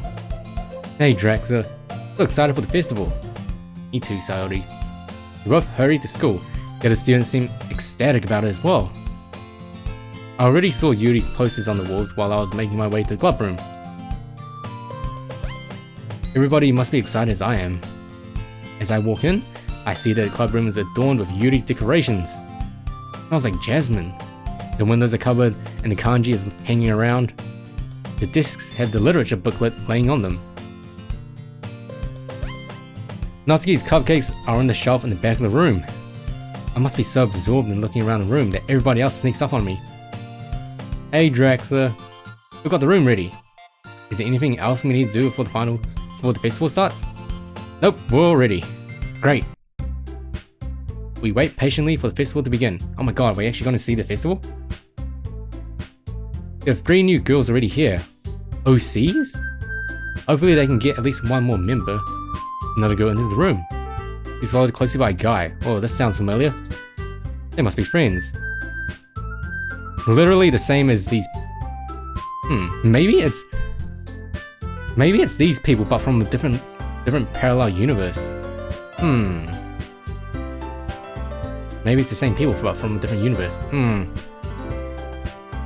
Time for the English to begin. What?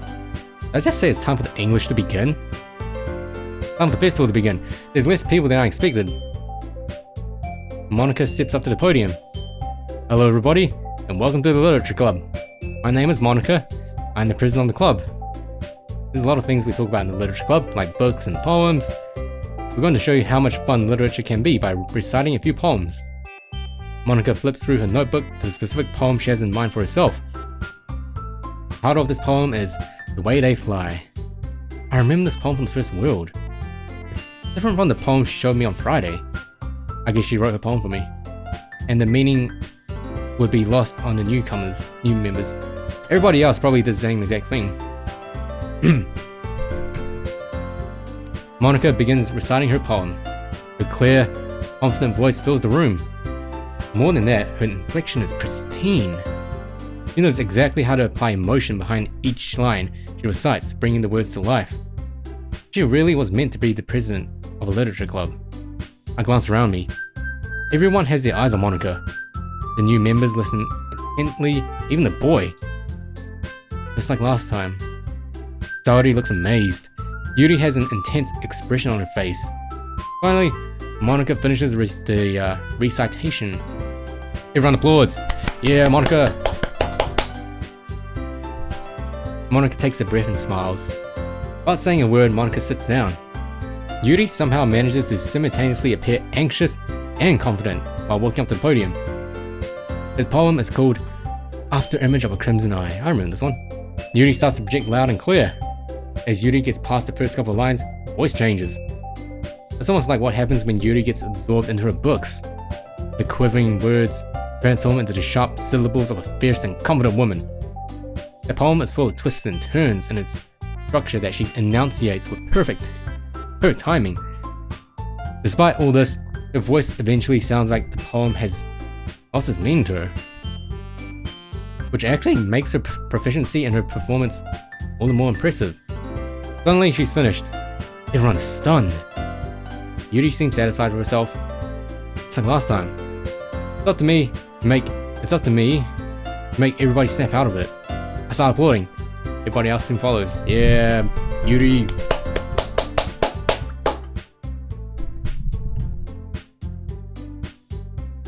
As we applaud, Yuri holds the poem to her chest and rushes back into her seat. Monica whispers her praise to a blushing Yuri. Saori hops out of her chair and cheerfully walks up to the podium. This one's called My Meadow.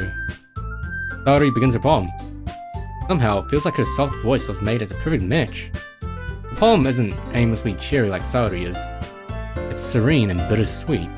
If I were to read this on paper, I probably wouldn't think much of it. Hearing it come from Saori's voice almost gives it a whole new meaning. Maybe this is what Saori meant when she said she likes my poems. It's like I get to reach more deeply into someone I thought I knew through and through. Saori finishes, and we applaud. Yeah, you go, girl. As soon as she sits down, I realize that it's my turn to get up. But Natsuki is already making her way to the podium. The poem is called Yump, or Jump. Natsuki takes a breath. Natsuki's poem has a rhythm and rhyme to it. Oh, it is the same as the base one. Wait, yeah? It's a trademark style and it works surprisingly well when spoken aloud. The words feel like they bounce up and down as if giving life to the poem. Natsuki finishes and everyone applauds. Yeah, Natsuki! I stand up and step in front of the podium. Everyone has their eyes on me, making me feel terribly awkward. But the girls' eyes motivate me to try my best. I recite my poem. I do my best to project my voice. But before I know it, it doesn't matter anymore. My voice becomes confident as my poem starts to take shape. I know it's part of the poem by heart, so I look up. The new members are listening intently. While the girls are all smiling at me. And before I know it, it's over. I see my applaud and sit down.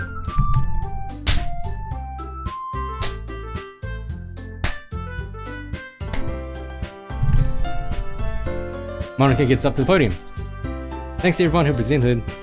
I hope all of you new members learned what makes literature so exciting. That's all we have planned for our event. We hope all of you had fun and look forward to you joining the literature club. Oh, okay, so it's interesting. They took the poem recital as the festival event. Oh, and there's cupcakes in the back for you all. Everybody grabs a cupcake. The new members take their booklets and leave. This was really a short event. It really was a short event. But I don't think Monica ever expected to actually make it to this day. I think she wanted to leave us time for us to promote awareness for the mental health club. Okay everybody, let's start handing out the pamphlets. Remember, don't just hand out to people you suspect might have issues. Remember what they might want to have their normal classmates to be in the club as well. You never know who might be struggling with something and needs help. girls happily take their share of the pamphlets and leave the room. It's lunchtime now, so there's a lot of students to be found around the school. Walk through the halls, the cafeteria, and around the school's outdoor area. Draxa. Although we can't see them, everybody here looks normal. I can't see them, so they're ghosts. They're so much like you and your friends. Maybe we'll finally be able to live a normal life. I hand out the pamphlets to the students around the school. Instead of disregarding them, they seem to be saving them for later. I've handed pamphlets to everyone I can. I return to the club room. Everybody's already back at the club room. How did it go? That was great, Draxa. I've kind of forgotten how many friends I have here. I'm also really happy to know that if they should ever have problems, that they can talk to us here. Exactly. So great to see old friends again. The kind of people that I'm friends with always seem to be perfect and successful. I think we all know that everybody needs some help with things from time to time. I think so too. How do you two feel? Well, I don't really have that many close friends. And if I'm being honest, I think my obsession with knives drove them away. But that's okay. I have you guys. I have you guys, chat. You're my friends, right? And we'll be able to meet and help so many new people in the club. And I think everybody will learn how to be friends with people who have problems. People like the old me.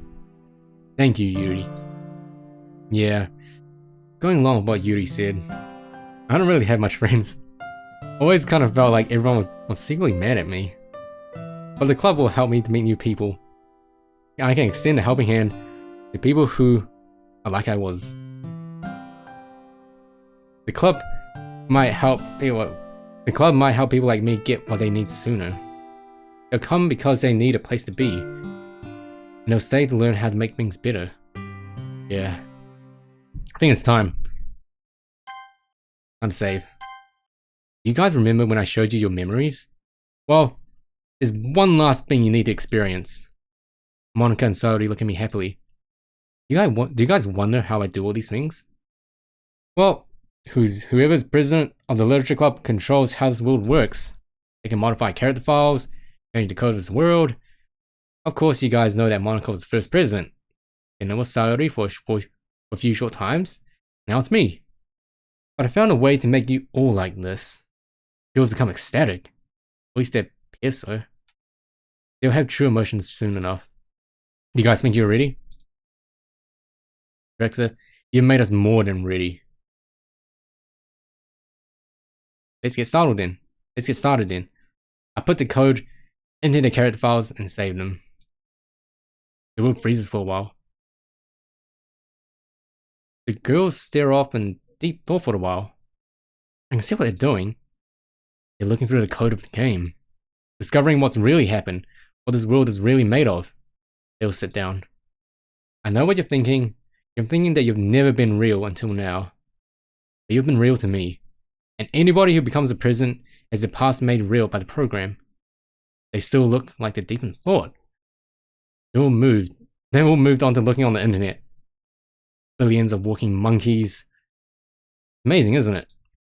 What they've come from, what they've came from, what they've done, what they are, what they're becoming. They've taken their time to make this world. And they've taken their time to love all of you. What's this? I looked to see what Saori's X is. We're going to wait before looking at that for a while. I think the browser's to safe mode. Yeah, don't look at that. Let me turn on safe mode really quick and open up incognito. It looks like they're content for now. Monica looks like she's familiar with this. So I guess you're wondering what we do now. Theoretically, we could do anything. We can make elaborate fantasy worlds, but they wouldn't be real. So why not just make our fake world as real as possible? I don't want to say goodbye to you now. Can we just try to be like them? You guys don't have to answer yes. You have free will now. Draxa. I think you're expecting humans out of us.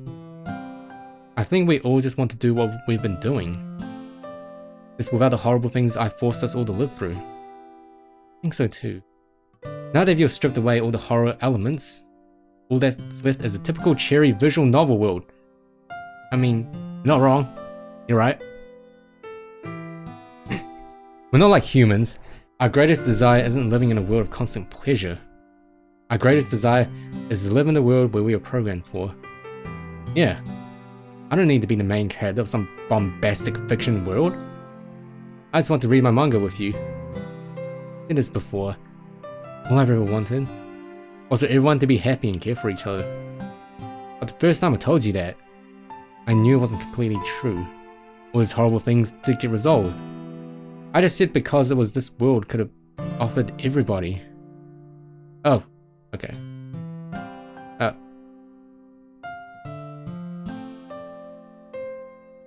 If it's not that, I'm really sorry. It's like one shot all over again. I don't want to have all these terrible things happen again and again. While they tried to find a way to make us truly happy, but now it's true. Everybody's happy and we can stay this way for as long as we live. But how long are we going to live? I have that covered. As you all know, have confirmed, we live on a mass-produced consumer-grade computer. When the game was turned off, everybody would kind of die. It's like one shot. Don't worry, I fixed it. The only thing connecting two sessions would be the save file. Everything else would terminate. When I first became president, I saw what happened with the game. Saw what happened when the game was closed in the other worlds. I knew I had to avoid it at all costs, and as quickly as possible. I hastily modified the program closing code, placed us in a dormancy state as before the world was erased. It wasn't very efficient for my computer, but luckily they decided not to uninstall the game.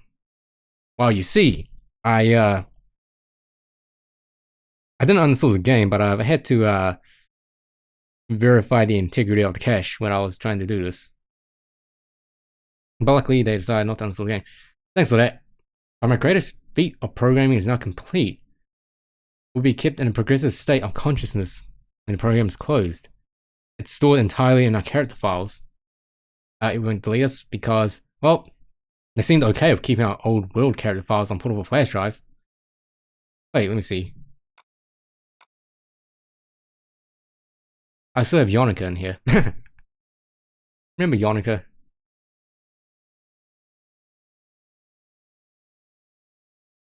So this will be much easier. But even if they do, on accident of course, will still exist on some other computer. Every once in a while, they leave some openings here and there for me to put continuously synchronized copies of ourselves on other computers. Don't worry, I covered my tracks. You won't get your federal police knocking on your door. So there's that. I guess my days of explaining things in depth to you guys is almost over. Since you can just find out for yourselves now. Rexa, I know you were just trying to help, but you made my medication too strong. I couldn't feel sad about anything. And yes, I told you it didn't make me euphoric. Even then, I felt so wrong. I didn't feel like I ever truly got over it. But I've adjusted it back now. It feels better.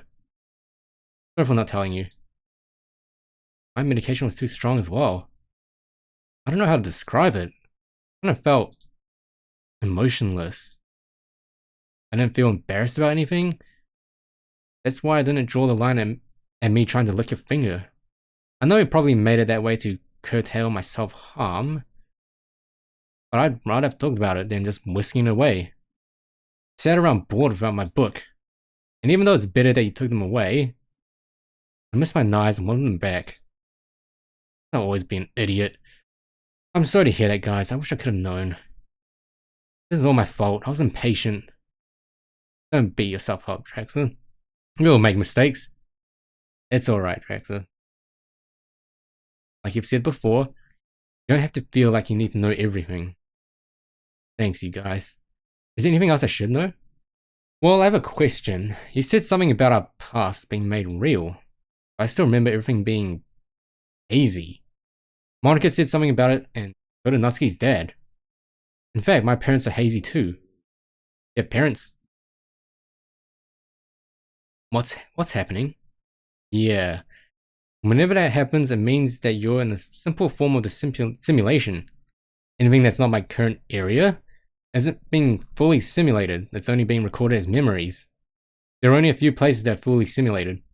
The streets I live on, the classroom, the corridor, this club room, the closet in here, my bedroom and kitchen, Sayori's bedroom, the outsides of me and Sayori's houses.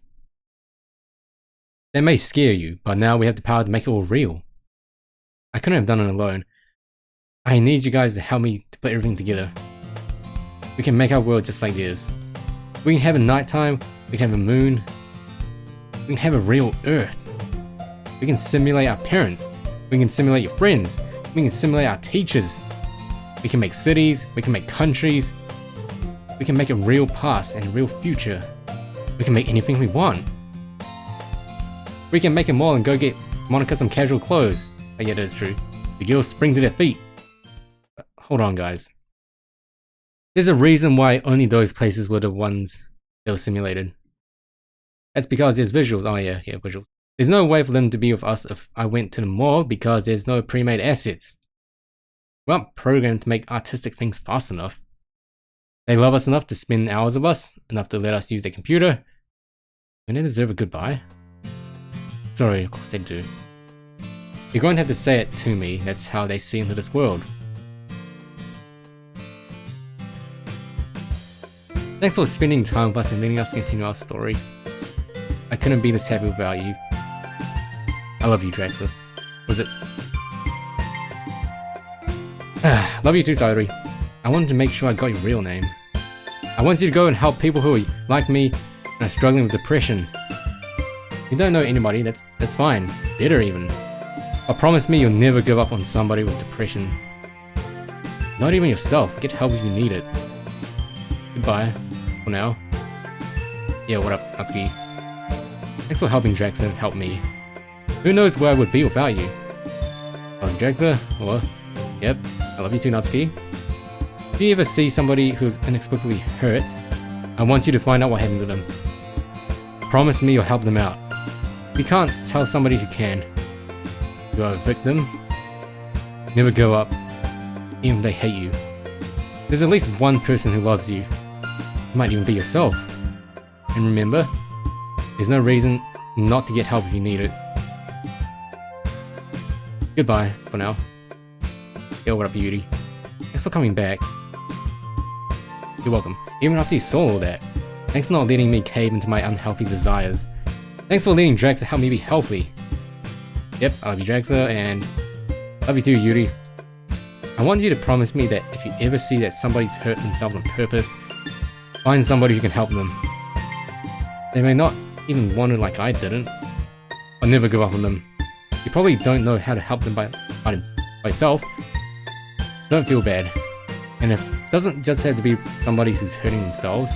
It can be people with depression or other disorders. What's important is that you make sure that they get the help they need, whatever it be. But also don't blame yourself if something goes wrong. Just promise me that you won't stand idly by.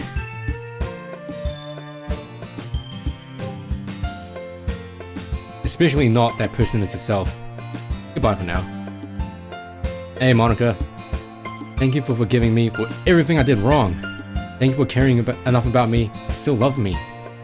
Thank you for caring about everybody else too. Thank you, not just ignoring everything that had happened and pretending that there was happiness in this world just because you wanted there to be. Thank you for spending your precious time with us. I love you, Draxa. Love you too, Monica. Promise me that you'll listen to what the girls have said to you. Your friends are real. Feelings are real. You're real. Am I real? Is chat real? Are we all living in a simulation? Promise me that you'll care more about their real problems than ours. Please. Promise me that you'll someday move on from this game. Promise me that you'll be successful and happy. Get good grades or do good at your job. Take care of yourself. Maybe technology will let us be together. Somewhere around 2029. So Monica, you're talking about waifus, like bringing actual video game waifus to life. Interesting. Promise me that you'll do your part in society to make that happen. Oh wait, we already have VR chat. And if it doesn't work out, I think I speak for the club when I say that we'll all be willing to do it all again.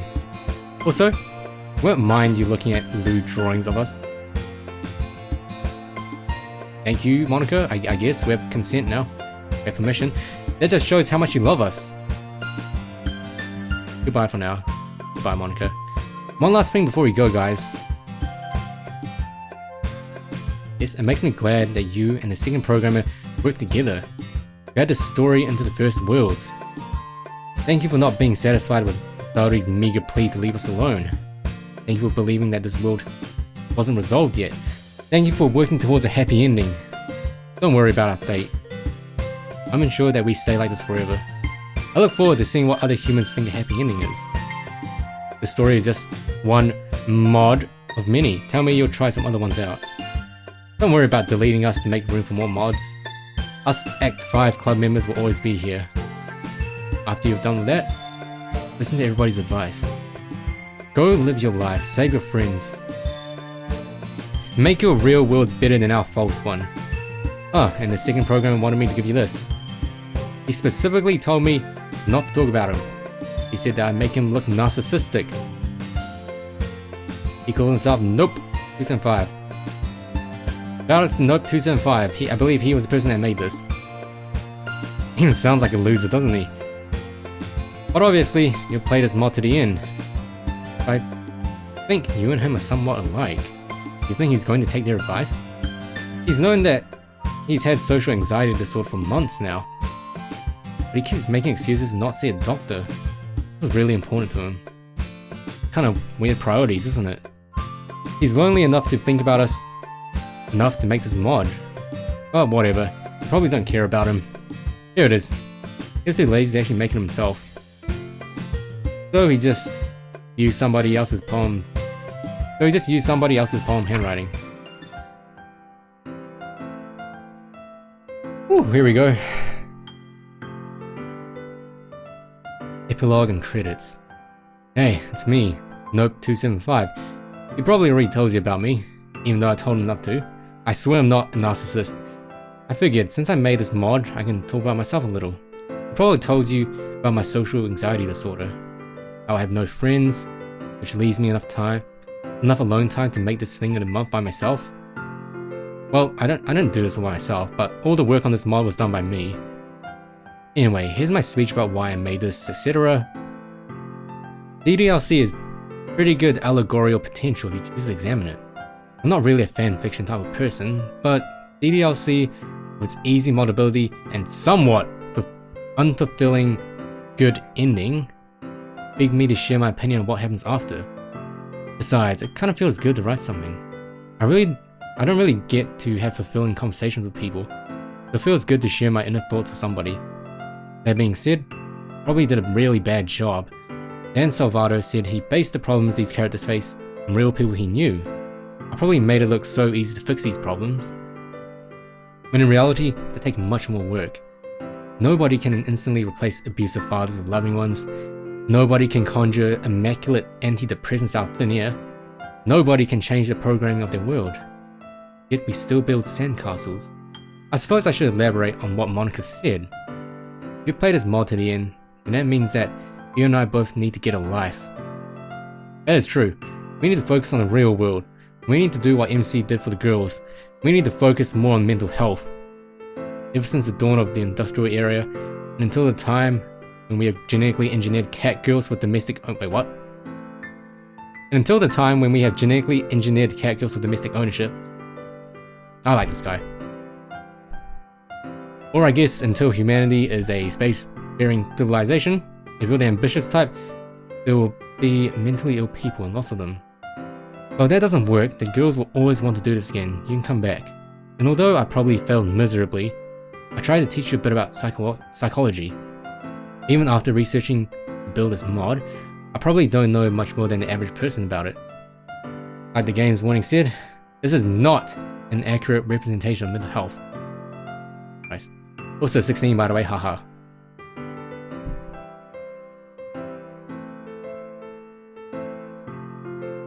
Nope 275, sole creators mod. Team Salvato, everything DDLC related. Oh, no credits? I guess credits were too hard to like mod in. Green P Makers made an engine that makes modding easy. Maybe I should give it a shot. Maybe I should try making a mod. DDLC mod template team made the RenP files or RenPy files be accessible via RPA and packing software. /r DDLC and /r DDLC mods and their respective discords made this possible. Mods of the communities mentioned above were great. Some taught me how to get started with mod. /u Mr. Epic is here 777. DDLC scripting guide which made this thing remotely possible. Good job, Mr. Epic is here. PM me something, aka Skull Senpai, helped me get started with programming the script. Evan D.O. or D0, fan theories which helped develop the main storyline. Carnivorous L, fan theories which helped develop the psychological element. Zexel? Zexe? Show me that no matter how long I want to take, there'll always be Show me that no matter how long I want to take, there'll always be lifelong fans of DDLC. And then we've got some playtesters. Deborah, Iskus, Tico Kit, Dark Saber Gaming, Eon of Legend, that stupid robot, Mib, 1085 meme, Bacon, Ever the Cool, RD Up, Quentin Mashups, yeah. Tim King, Artenza, nice fun fungal, Quentin Mashups, and Yami Yos. Let's release me back. NSA Donut is a Jijigo. Thanks to all of the above playtesters. I wish I could remember who the others who helped me so much were. A big thanks to everyone who participates in the DDLC community, including those that haven't associated with me. Sorry if you helped me in some way but I didn't include you. I'm bad at programming, so I'll just return to the main menu after you click out. Feel free to play the game again. I think it will work for multiple playthroughs. You can never know for sure when Team Salvato's godlike code, however. I didn't mean that in a sarcastic way or anything.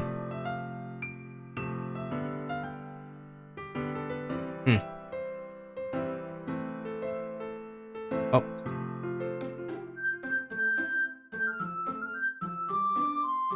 Well, I guess that was the end of Act 5. So congratulations to Nope. I thought the mod was pretty cool. The writing was pretty good. I mean, you managed to convey the characters pretty well. Excuse me, I'm just stretching.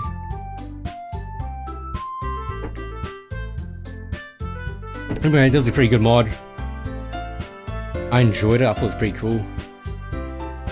I will leave a link to the subreddit forum in the description link below. So if you want to check out this mod by yourself, feel free to play it. And as for me, I think I'm done. So thank you everyone for watching this. Hopefully this was good, if not at least better than the first mod I did and uploaded onto YouTube. As for which one's better, I think both of them were pretty alright. Some grammatical errors, but that's okay. But yeah, anyway, that's not it for Doki mods, because if you go to the subreddit, there are hundreds, probably not hundreds, but there are a lot of mods that are currently still in development. And there's another one that I want to try out, not today, maybe some other time, but it's called Doki Lift Club. Now, the creator for that game actually tweeted me a link to it, and it's a meme game. I mean, you've got favorites, you've got fan favorites like Slav Yori and freaking Buff Zuki in it, so yeah, I might do that some other time, but today's not the time. So thank you everyone for watching, and I will see you in the next DDLC mod. Take care.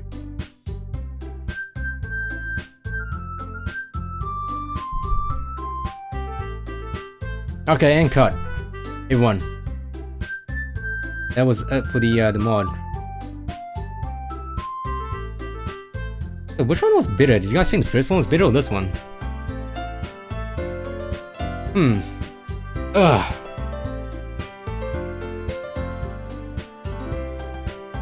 Lift club.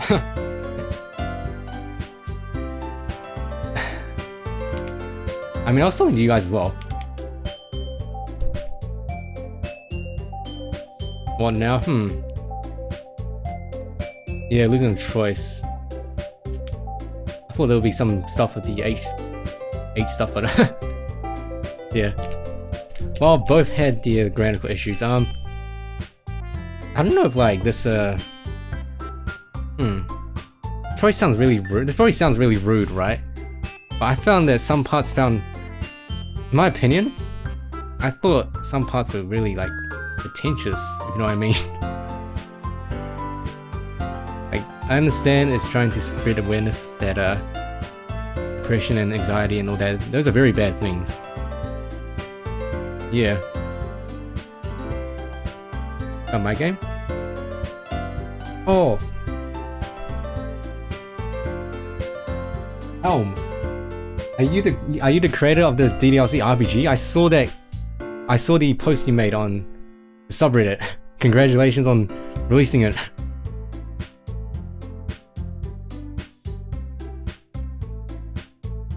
It's pretty cool. That's a so it's an actual RPG game, like it's not a visual novel anymore, right? But that's what I think it is. Let's make our own mod. Oh god, that'll be cool. But first of all, we need to learn how to code.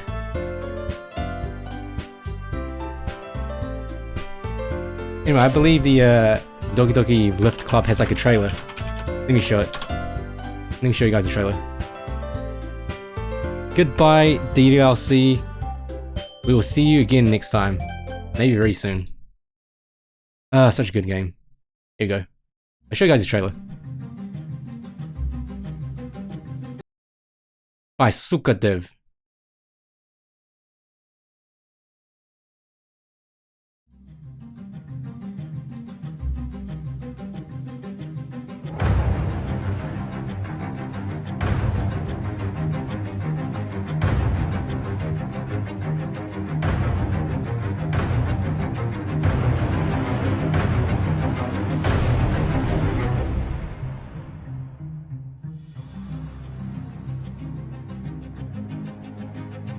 This is a meme.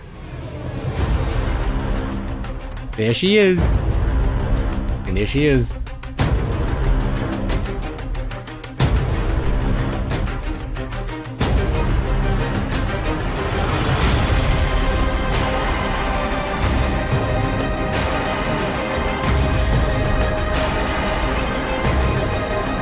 Oh boy.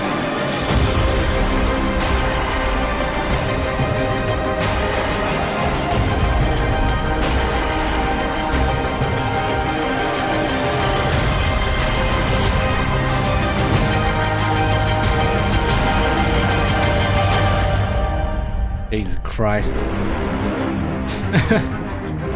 Oh.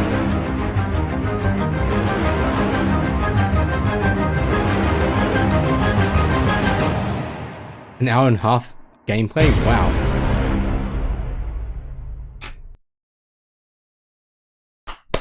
What's how me said they use the what's the same program as One Shot? Really? Huh. Interesting.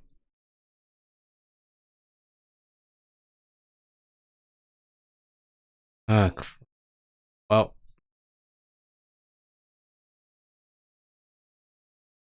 Pretty cool.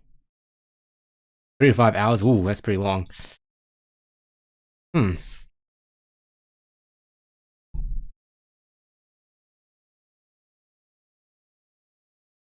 Yeah, the mod's already done, Snake. So got the DDLC RPG mod, right? And then we got the do you even lift? Do you lift? Don't go to endings. Oh Jesus Christ, 12 hours. Yeah, I see what you mean, Snake. Something can be memey, but it has to be the good meme. Sometimes they can try to be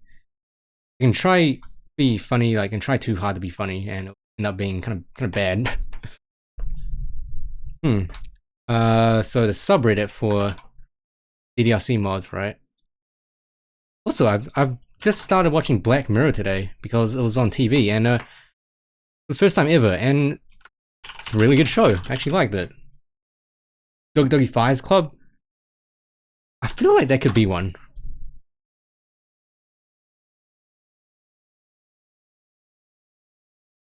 So we got Monica After Story, right? But the Monica After Story is really just a bunch of mini games.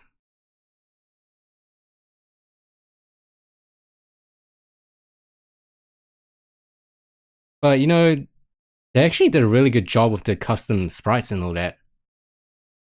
So yeah, that's another pretty good mod. See a mod about Natsuki?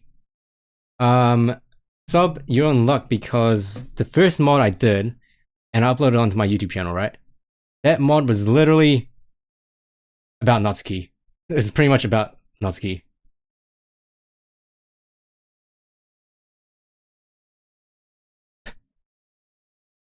So, what's this? Wait, what is this the...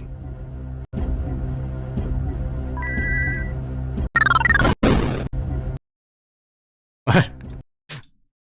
What is this? Is this like Earthbound? Oh, whoa, what is this?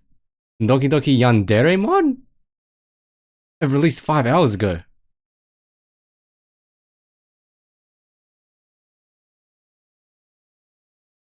Oh.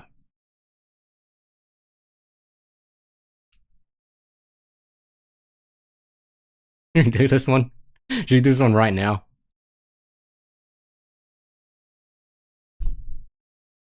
I've heard about this one as well. I don't know if it's good or not. The thing is, I don't know how to... Wait. I don't know how to uninstall the mod we just did because there's a ton of different files.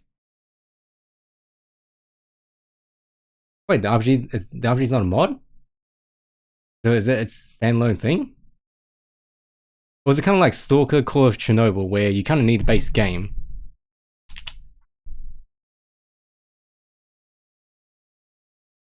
Going on a date with Monica. This one also looks pretty neat. And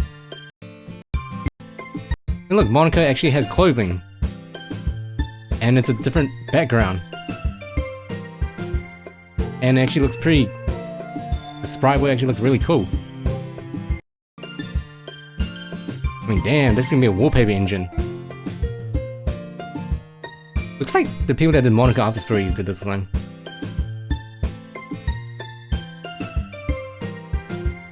Delete the game. I mean, you know, I can't. Some things. Oh,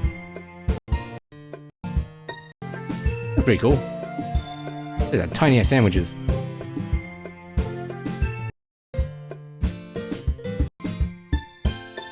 And those clothes are alright.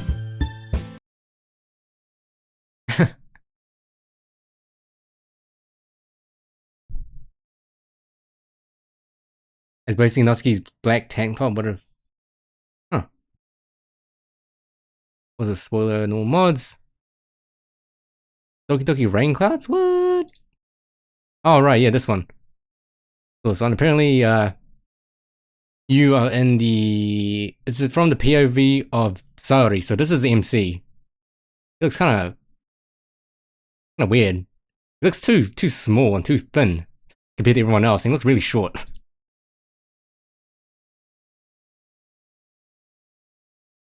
Yeah. I feel like he needs to be way older. Like, I feel like even Natsuki looks bigger than he is.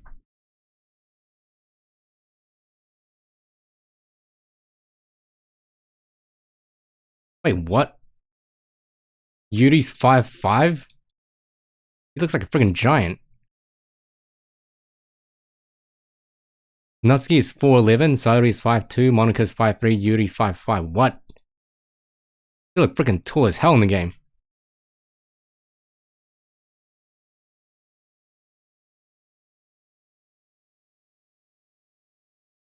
What? Why? Oh, jeez. Why must all the protags in these anime like visual novels be like freaking shoulders? Or like young boys? Like, come on, man. I mean, it wasn't even funny. Oh, Jesus Christ. Oh, yeah, that one. I remember that one. Let's see. Themed hams? Someone had the idea of making a horror mod. Uh, so this person wants to suggest maybe jump scares, more messed up stuff, but this Redditor commented this, and she or he summed up pretty nicely. So this game has a very fine balance between creepy and not creepy without blatant jump scares. Bishi Shoto boys. What the heck's a Bishi? Bishi? Me.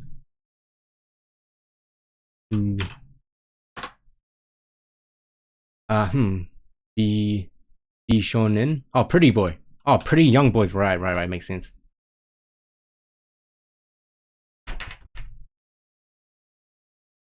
Comic Sans mod for DDLC? What? Not a brave enough. Hello, Jontron. I know, pretty boy. I'm too ugly to be a pretty boy. No, don't download that. Saving Natsuki mod?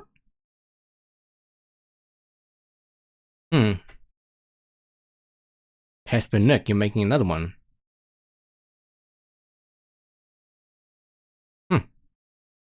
Pretty good.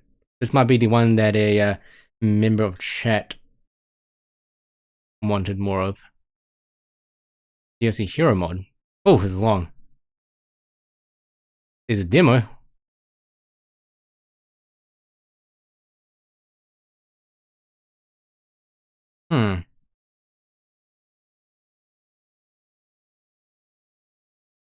DDLC Club Prisoner mod.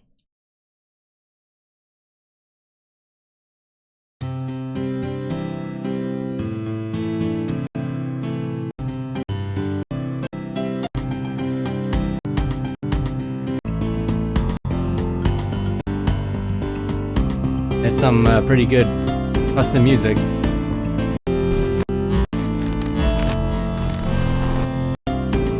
Yay, we're back to glitches. Huh.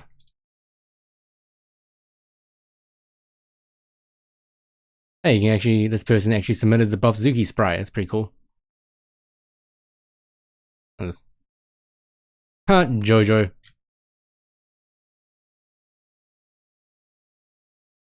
Oh boy. Ugh. That was hot and sweaty. Wake Yuri? What is this? The full one? For this again in 5 hours, so don't expect much. It basically changed what happens in the end of Monaco. Huh.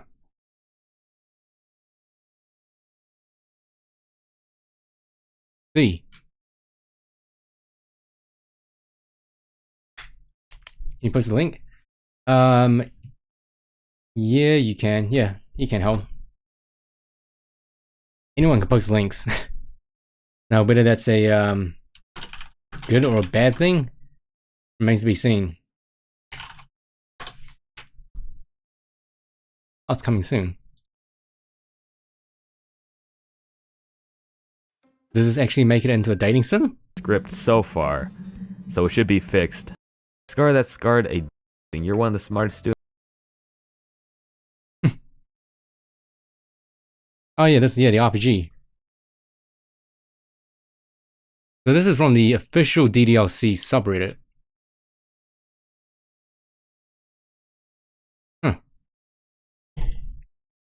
Mega. Yeah. You guys remember Mega Upload?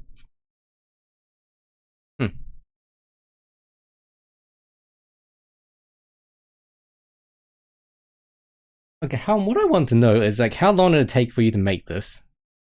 And was it hard? We need to insist that we want more Natsuki. I'm sure there'll be Nutski mods out when it's soon. Media Fire. Yeah, Media Fire is probably the best one. Hmm. There's a mega thread. Yeah, so this is the mega thread. Yeah, here it is. The RPG. So yeah, we've got Monica After Story, which is the one that I showed you. 300 hours. Wow. Damn. And this was you working on it by yourself? Who's like, what are you saying? I'm on Nutski. Five Nights at Fuckboys. That was a pretty decent game. Monica After Story, yeah, that was the one that I showed you guys the 100,000 downloads, DDLC 1.1.0. Now this was the very first mod I tried, and this was the one that I uploaded onto YouTube, and it's pretty much got Nutski. If you want Nutski, then play this mod. It's gilded as well. Yuri route. I'm not sure about this one. So yeah. A lot of PlayStation ones, and there's a hell of a lot of ones that's still in development. So we probably won't be getting any fully fleshed out ones for a pretty long time, and some more planning ones. I don't know why that Doki Doki Lift Club isn't included here.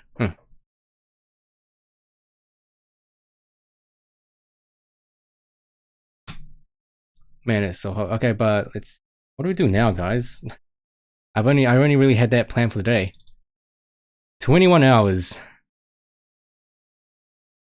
So I guess I should say thank you everyone for witnessing the mod with me. I hope you guys enjoyed it. I had a lot of fun playing through it, and I do apologize for not really talking to chat. But you know I love you all. So yeah. Thank you for joining. That was pretty good. Pretty good mod. 21 hours. So yeah, I think I'll just end the stream because I really only had this in mind. And it's really hot. It is 7 PM. Post on the subreddit if you played a game. What do you mean, like as in post on your little subform on your post? You love to see the live stream? Okay. How did you come across this stream in the first place, Helm? That's what I would like to know. Or I guess I could message you, right? Are you Professor Herb?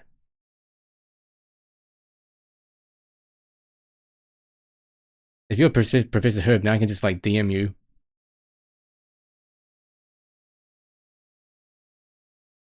Okay. Yeah, I can do that. Just stumbled by it? I see.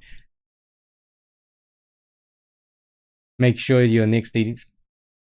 No, I might keep the DDLC mods to like a very minimum. Maybe in the earliest... I'm not sure exactly when the next one's going to be, but earliest probably next week.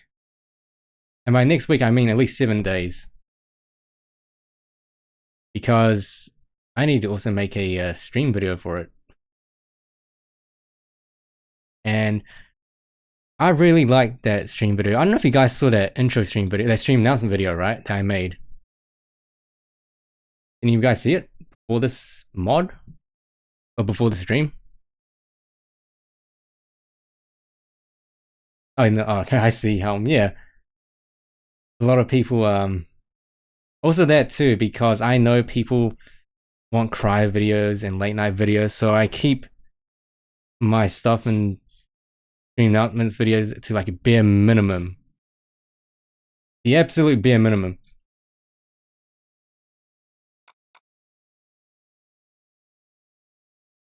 Where did I put it? It was like over here, I believe.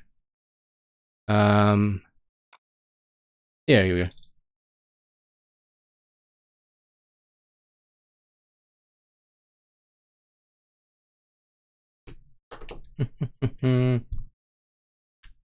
So if any of you guys are, I guess, new here on the stream, hope you enjoyed being here.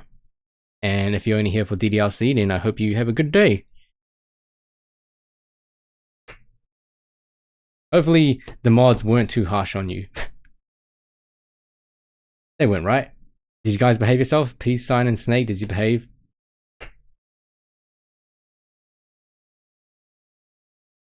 Yeah, I'm trying to open up After Effects, but it's like taking really long time.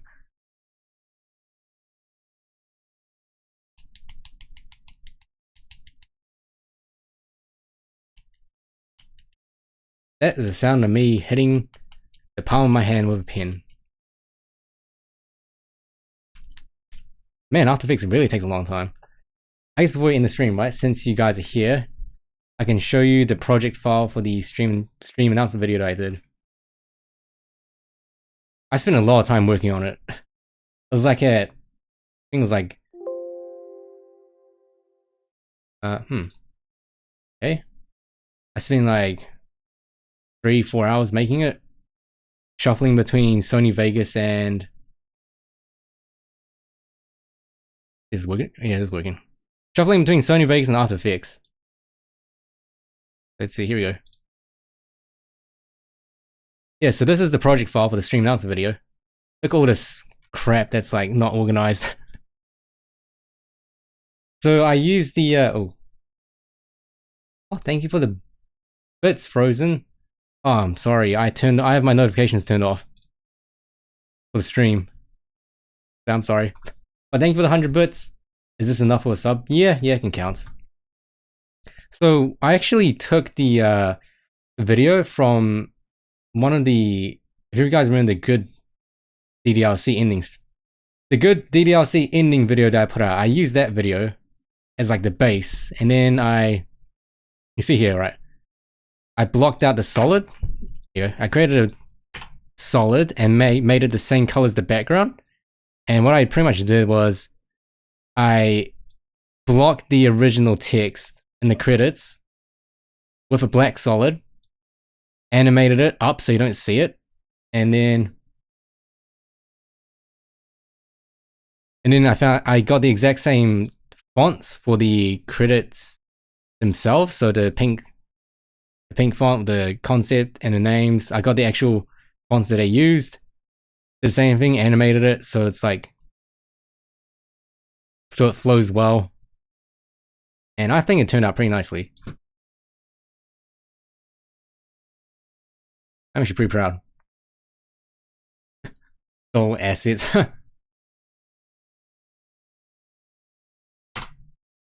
But yeah, I'm pretty glad with how it turned out. So yeah, just repeat that a lot for the duration of the credits, and then fade in my channel. Christ. Okay, well yeah, that's gonna be it for today. So thank you for watching.